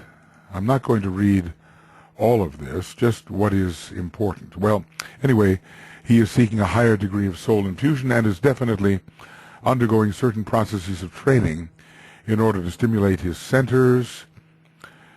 Well, given the minor and major initiations he is undergoing, we can look at Cosmic Fire 384. Both the heart center for the fourth minor initiation and the solar plexus center for the second cosmic initiation are stimulated. He's taking a kind of fourth initiation through our fourth chain. But overall, he is seeking his second cosmic initiation, which is a higher type of initiation than the series of 7 initiations related to the planetary chains. There is also a strong possibility that our particular planetary chain, the fourth, may be considered the base of the spine center, as it is positioned lowest among the chains of the Earth scheme. Each chain is, of course, an important planetary center or chakra. The only issue there is that the base of the spine center becomes important, particularly at the fifth initiation. It is the center that is particularly activated fully at the fifth initiation. Also, solar systemic kundalini is being directed towards the Earth scheme, and presumably including that part of the Earth scheme which corresponds to the base of the spine center of the Earth scheme. Could it be our chain? It would seem that our particular chain and globe in the Earth scheme are receiving a strong current of solar systemic kundalini. But, you know, there is a transference from the solar plexus to the heart center, and the fourth center in any system such as we know is going to be the heart center. And if we're moving in our particular scheme towards the second cosmic initiation, then the transfer from the solar plexus to the heart is occurring. So can our fourth chain be as a heart center within our particular planetary scheme? These are things which have yet to be confirmed. The fact is being taken advantage of by the hierarchy on Earth excuse me, to produce certain results in the races under their guidance. And I think, well, you know, particularly the fifth root race and all of the various sub-races, and to a certain extent later parts of the fourth root race, but the consciousness in so many of the fourth root race types is actually more the Aryan consciousness. I have asked here, are not all races under the guidance of the spiritual hierarchy? Perhaps only members of the fourth and fifth root races? Well, particularly the fourth and fifth root races, perhaps those. And as far as sub-races go, when it comes to the Trans-Himalayan Brotherhood, it's the first sub-race, fourth, and fifth sub-races. Those who can still be considered as members of the third root race are pursuing evolution without participation in the interventive, we'll make up that word, interventive process we call initiation. So the whole process is optional, and man may, if he so chooses, follow the normal process and take eons of time to effect what some are choosing to do in a briefer period through a self-chosen forcing process. In a way, we are forcing the opening and unfoldment of the Egoic Lotus, because it must parallel the kind of approach that we have towards initiation. I think a very interesting idea arises when it comes to the so-called initiation of humanity, which the reappearance of the Christ will signal. When he reappears, it will signal that humanity has taken the first initiation, and yet so many people are not following the initiatory process at all. They are going to take eons of time and be lifted by the general trend of elevation, which occurs through the general progress of our planetary logos. So we have to realize that that first initiation of humanity only applies to those, I think, who are really on that particular path of initiation and are a method of leavening the entire mass of humanity. Now, we're not given any particulars as far as figures go. We're just told maybe of a briefer period and a longer period. But I do suspect that we could be, speaking even of millions of years, possibly separating those who choose to force themselves forward and those who, should we say, go more with the flow of planetary evolution. A few things I've said here. The briefer period is not defined, but we can imagine that it is considerably briefer. Even though the first initiation is imminent for relatively many human beings, far more, it seems, will choose the normal process, which is not initiatory and maybe far less uncomfortable for the personality. We can also see that initiation, though a forcing process, is not forced upon us. One cannot pass through the process of initiation unless one chooses to do so. Self-chosen forcing process. This is somehow so important. No one is compelled to offer himself as a candidate for initiation. So one chooses to do so and thereby forces himself forward, using, in a way, the first ray. The will to initiate is of the first ray. So abnormally strenuous effort and efforts is and are required. The obvious question for all of us, am I choosing to tread the path of initiation, and am I forcing myself forward, really my not-self in a way, forward accordingly? And we would have to be quite honest about how we are attempting to live up to those requirements. How long is an eon? Well, let's see what is said here. Taking eons of time to effect what one can do in a briefer period. The period is an eon, and an eon can be considered a round in a way. Perhaps an eon can be considered a world period or the duration of a round as it passes through the life of a globe in a planetary chain. It is possible that a human being can evolve fully and enter the fifth kingdom of nature in the process of one round. Yeah, definitely so. But for quite a number, it will require 2 rounds. We're even told that lotuses of passion and desire, 3/5 of them, will not be on the path until the next round.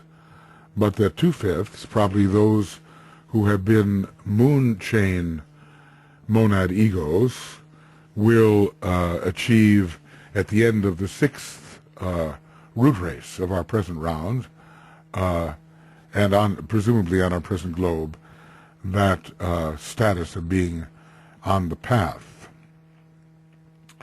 So an eon may also be a shorter period of time, such as perhaps a Platonic year of approximately 25,000 years. But when you really, look at some of the lengths of time involved here, I wonder if I can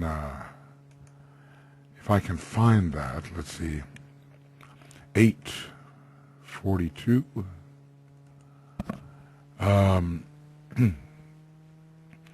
Those are primary lotuses, but now lotuses of passion and desire, they have 2 petals unfolded. Doesn't say how far, probably quite completely, although at the end of a tier process there's probably a greater unfoldment that occurs all the way around. They have 2 petals unfolded, and the third is for them at this time the object of their attention. Excuse me. Many may succeed in unfolding it before the 7th root race of this round, but the bulk of them will unfold it in the 2nd root race of the next round, and will stand ready before the close of the next round to pass on to the probationary path. So even some of them unfolding the 3rd petal, it doesn't necessarily bring you to the probationary path. It depends on what kind of work is being done in the 2nd tier. So even those who unfold that 3rd petal in this round may not stand on the path until the next, and those who unfold that 3rd petal in the next round will only at the end of that round be ready to pass on to the probationary path. Well, having one tier of petals, having unfolded one tier of petals and organized the 2nd. Okay, so that seems to be a kind of definition of stepping onto the probationary path, but we also read that when there's unfoldment of the 4th and 5th petals, that is signaling the probationary path. So it's hard to get our references totally straight here. There does seem to be some contradiction, and maybe we're talking about different phases of that path. Let's see, is there anything here about the 3/5 and 2/5? I believe so. The bulk of the monads of love are here, the well-to-do, so they are somewhat successful, kindly people of the world. Here it is. They are divided into 5 groups, of whom 3 individualized upon our planet and 2 upon the moon chain. So we talk about moon chain humanity as being advanced, but among those who individualized on the moon chain are these lotuses of passion and desire, and they just are not, it seems, really going to be ready for the path until the next round. So it's not everyone that is pursuing the forcing process. Now think that next round is millions of years ahead, when even the next root race, the 6th, is going to take 10 million. There's some figure in the secret doctrine which shows a round lasting, at least with respect to our planetary chain, more than 300 million years, and then we have also the interim between rounds, which is approximately the same. Maybe it is the same. So the mathematics of the cycles here is exactly what we have to understand in order really to get the sense of timing. And that is the very thing we don't understand. Well, you can understand why the figures would be generally withheld, because it has to do with the manner in which the divine plan has been created and will be expressed. And that's something we are told that the Black Lodge is always trying to find out so they can mess it up, mess up the next stage of that plan. So there's such discretion here. Such discretion. I'm sorry. At the termination of the 777 incarnations, however many thousands of lives that may mean, however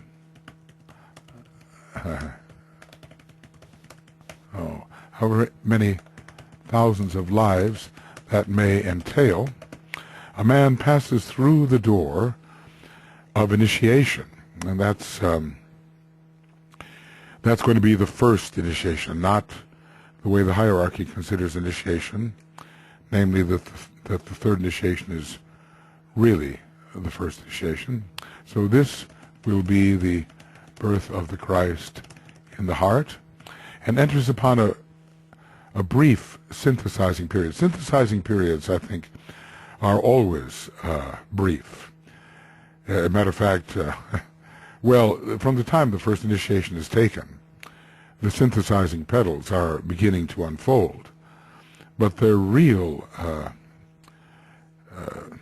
full unfoldment occurs between the third and fourth initiation, which may occur in the same life. So everything speeds up by a certain mathematical rate as we approach the higher levels of initiation. There's some degree of unfoldment of all three petals once the third degree is taken, but once it is taken, then a tremendous amount of knowledge is synthesized, and love becomes, should we say, planetarily universal, and will becomes planetarily universal, and everything moves very, very fast because the way has been prepared.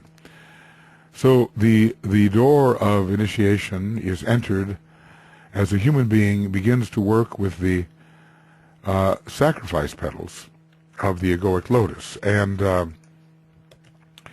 a certain stage in that work must be achieved.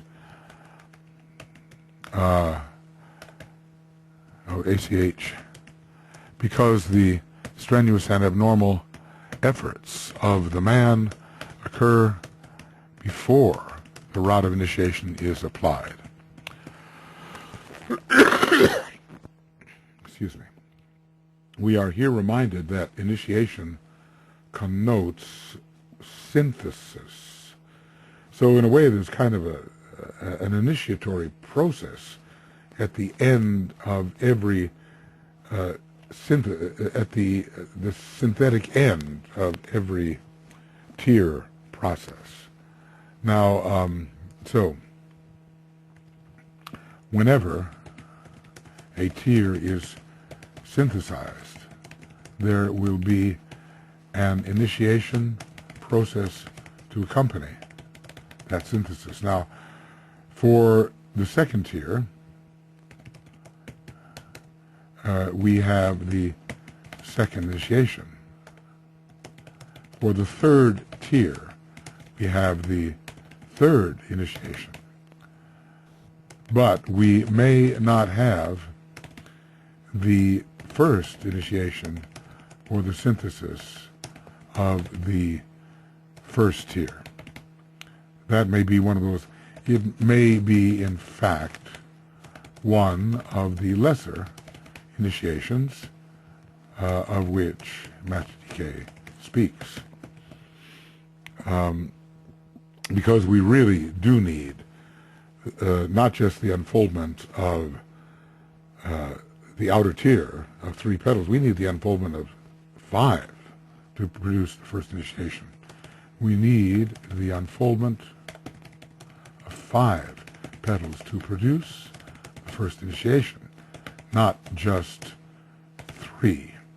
The question is, does a special kind of process occur in the outer tier when the 5th petal is fully unfolded? And I'm not sure that we have indications about that. Maybe we do. I can't remember exactly at this point. So the 777 incarnations expire excuse me, before the human being enters upon the path of initiation. And so technically, those incarnations occurring upon the path of initiation are not included within the 777 incarnations. And by the path of initiation, we mean the path of probationary initiation, including the first and second. So enters upon a brief synthesizing period or a final period, presumably these are involving the solar initiations, in which he garners the fruits of the experience of the first 2 halls, hall of learning and hall of ignorance. But you know, already we can say already the path of probation is associated with the hall of wisdom, because we are aspiring toward the higher of the pairs of opposites, that which will render the consciousness within the personality wise, as the soul is wise. So, at the termination of the 777 incarnations, a man passes through the door of initiation and enters upon a brief synthesizing period, an initiatory period, or a final period in which he garners the fruits of the experience of the first 2 halls. Let's just say the first 2 halls are not halls of initiation of the great monastic initiations. There may be lesser initiations, minor or lesser initiations, yes. So we are not initiated in our series of 5 initiations in the hall of learning. And that hall of learning is really going to, in a way, stop somewhere in the 5th petal process. The 5th petal process. Because later in the 5th petal process, we are already becoming aspirants, and we are already trending towards the spiritual kingdom, the kingdom of God, and we are trending towards the hall of wisdom, maybe kind of a bridge between the hall of learning and the hall of wisdom. So we have been talking, yes, of the hall of ignorance and hall of learning, and transmutes knowledge into wisdom, as would be expected in the hall of wisdom, or in making application to the hall of wisdom. Obviously, Venus will become very important, and Venus is the solar angel. By means of Venus, we do transmute knowledge into wisdom. Okay. Wisdom actually is buddhi, and in the initiatory process, increasing infusions of buddhi are experienced. So we transform the shadow of things seen into the energy of that which is. That's so beautiful. The shadow of things seen. So we see phantoms and illusions, and eventually we realize the archetype of that which we see in the world of form. And this transformation leads into the world of being, into the apprehension of the energy of being, the energy of that which is.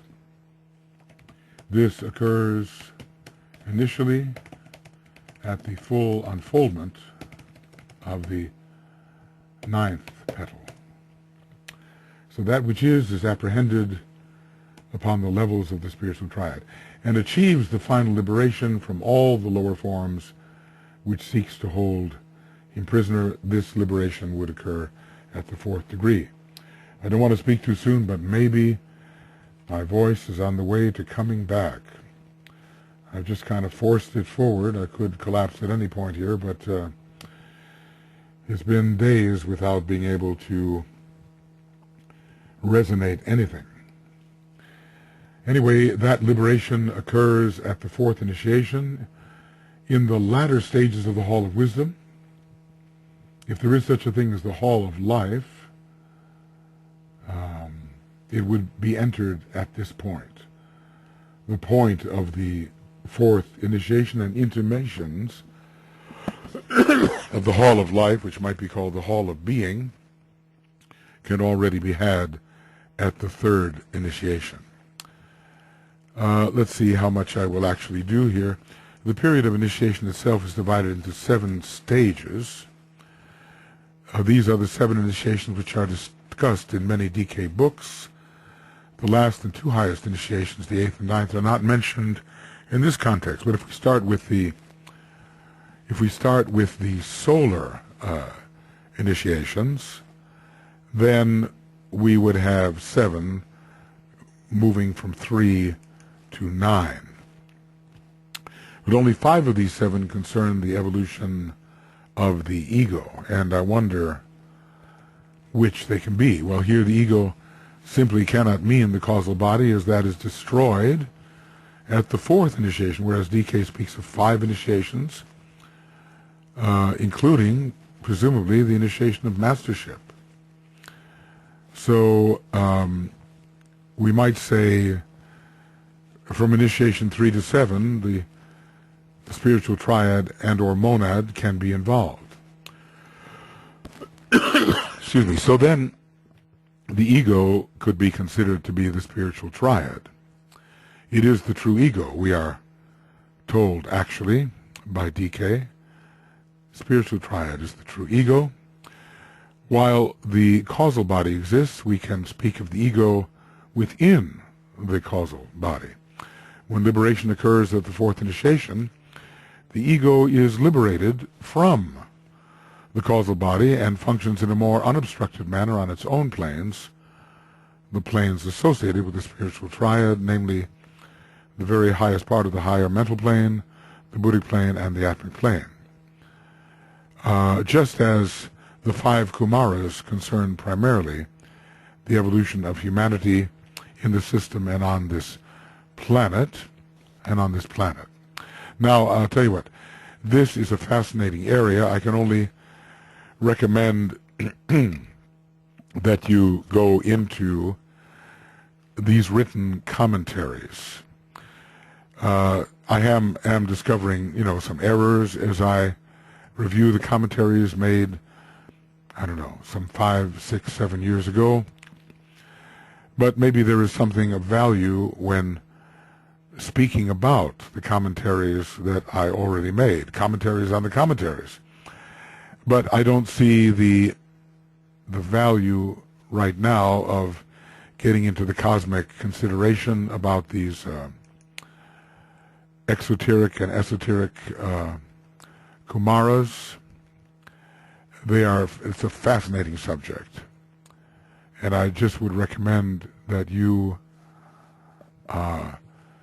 it would lead us off into considerations which would be fascinating, but I think not especially productive for our somewhat limited focus. And here's more about the planetary hierarchies. I suppose you could, somewhat freeze the screen and read some of these things.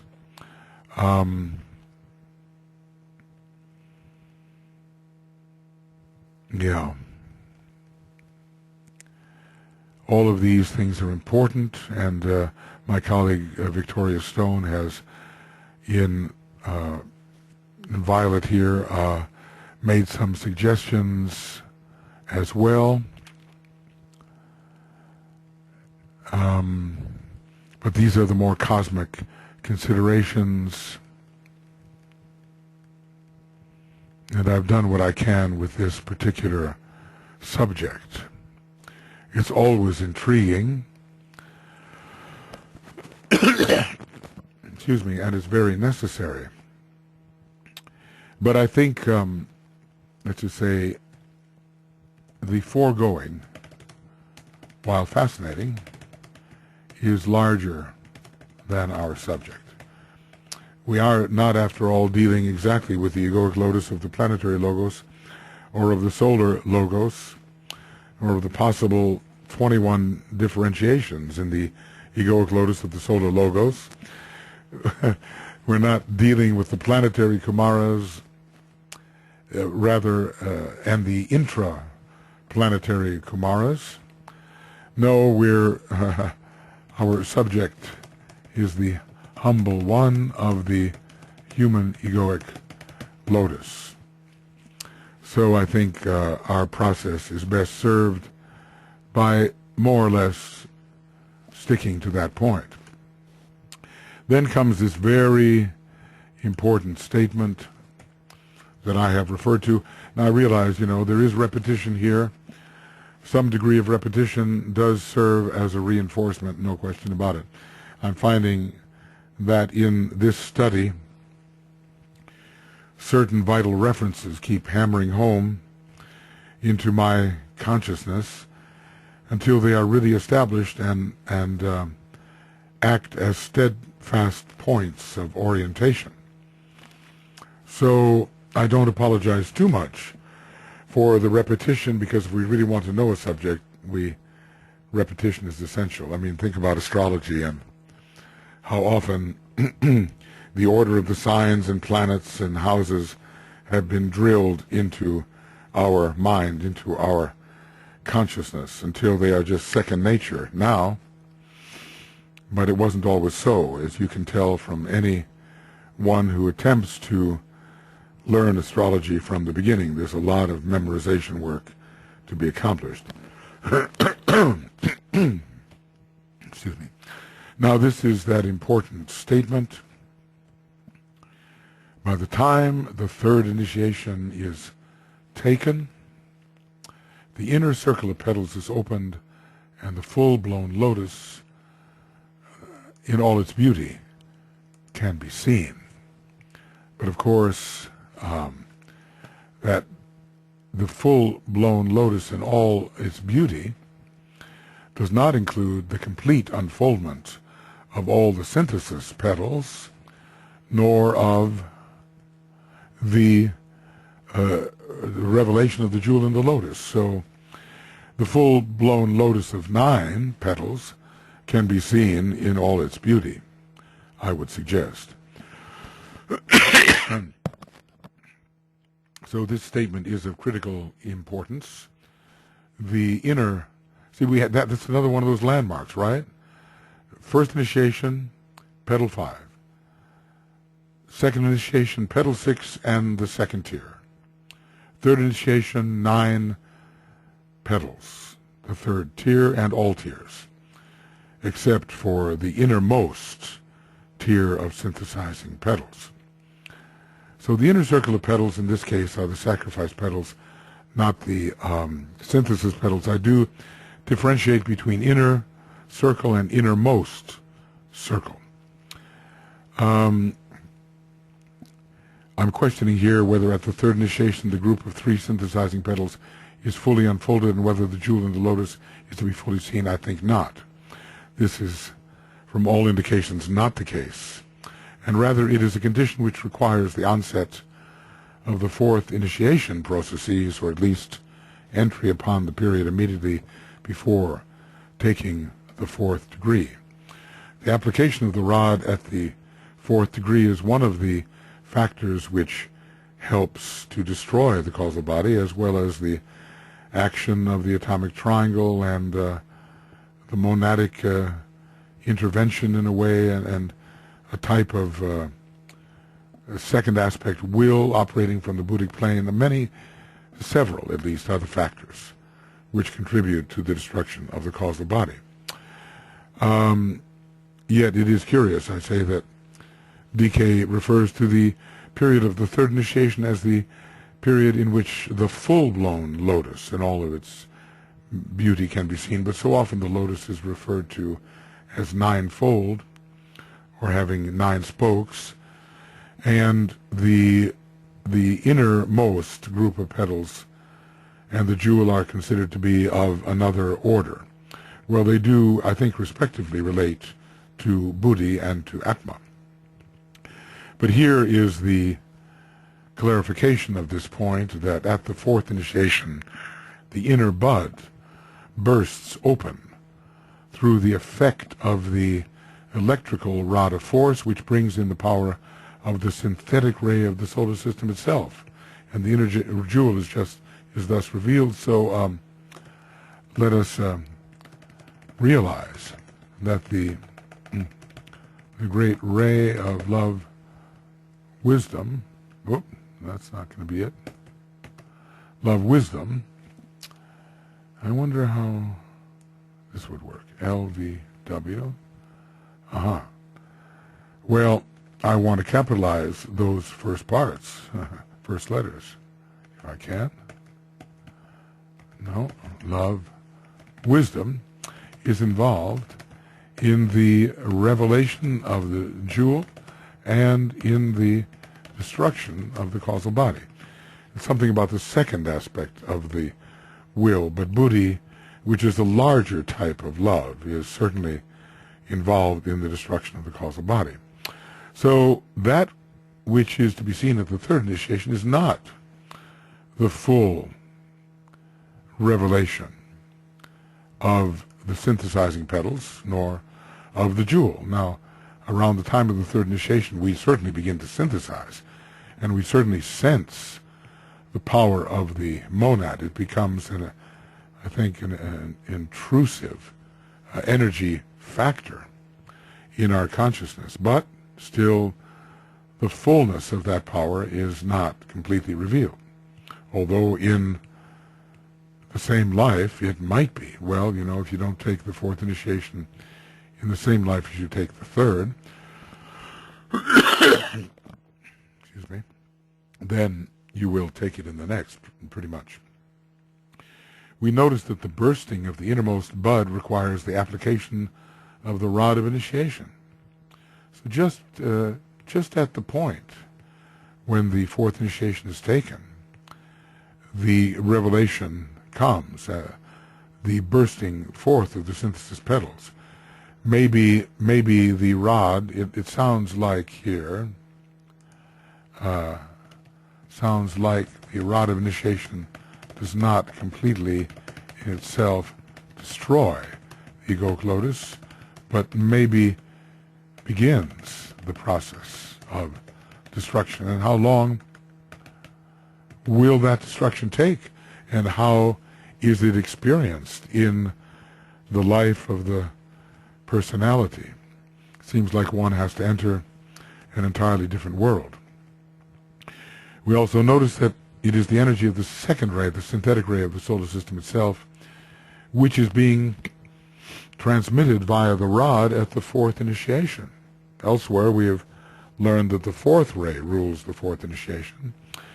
The extent to which the fourth ray is also transmitted by the rod is not discussed here, but 2 and 4 are involved, and we have to say that it is the heart center which is especially stimulated, and so the 2 and the 4 are very appropriate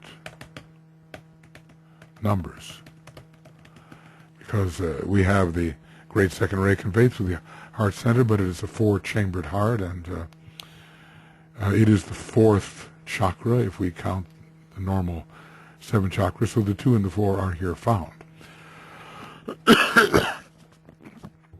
So there is here an implication that the synthetic ray of the solar system itself is not brought into the initiation process before this point. Well, we learn the 7th ray at the first initiation, 6th at the second, 5th at the third, and, well, 4th at the 4th initiation, but also, in a higher sense, the 2nd ray. So we are led to believe, and let's not get the medal here, led to believe that the crucifixion initiation brings with it a much fuller access to the energy of love wisdom. Well, there's so much buddhi in it. The destruction of the causal body occurs because the causal body cannot hold as much of the love buddhi energy as has been accessed.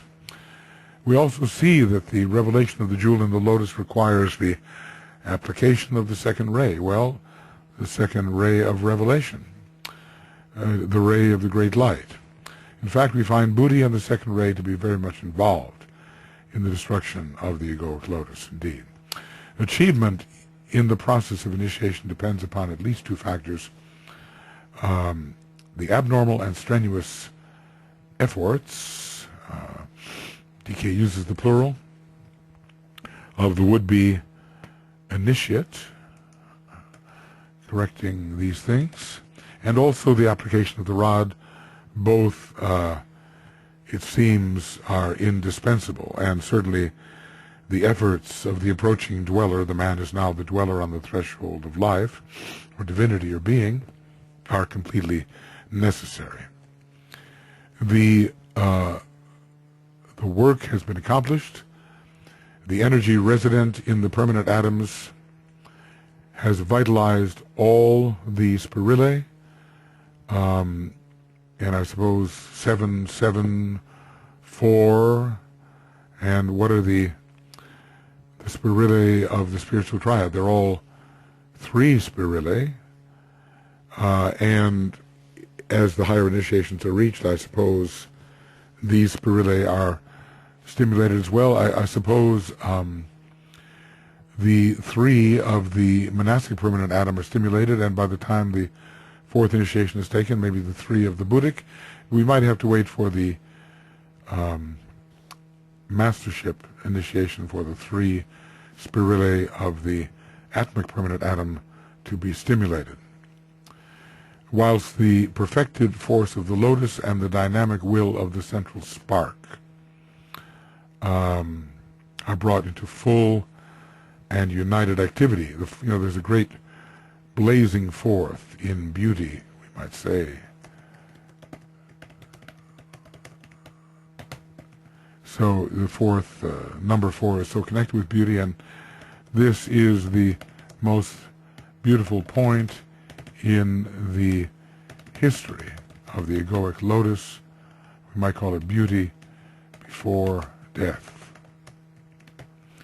So how are these spirillae vitalized? Well, the energy resident in the permanent atoms is largely responsible for this vitalization. So what conditions do we now have? Just summarizing here, all the spirillae are vitalized through acquisition of force resident within the permanent atoms.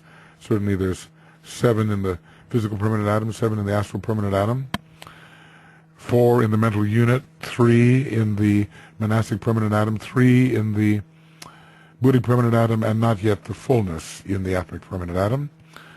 The full and perfected force of the lotus, the Jupiter for perfection can look a bit like the number 4, is now demonstrating.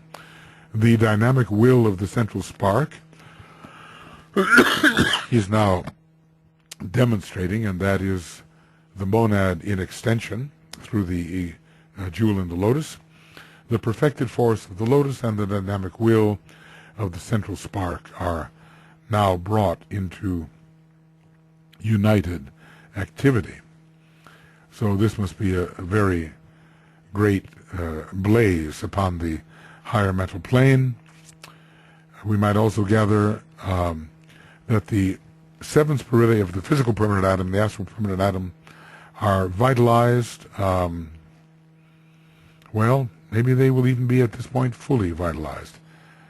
Maybe they will be. Yet the 7th spiridae is related to the monad, and we are not yet at the point of development where the monad is expressing fully, but it is expressing, because we're at the 4th initiation with this. Well, all right, so these gradations of what happens when really have to be examined clearly. They have to be seen, you know. And we are simply the groping mind.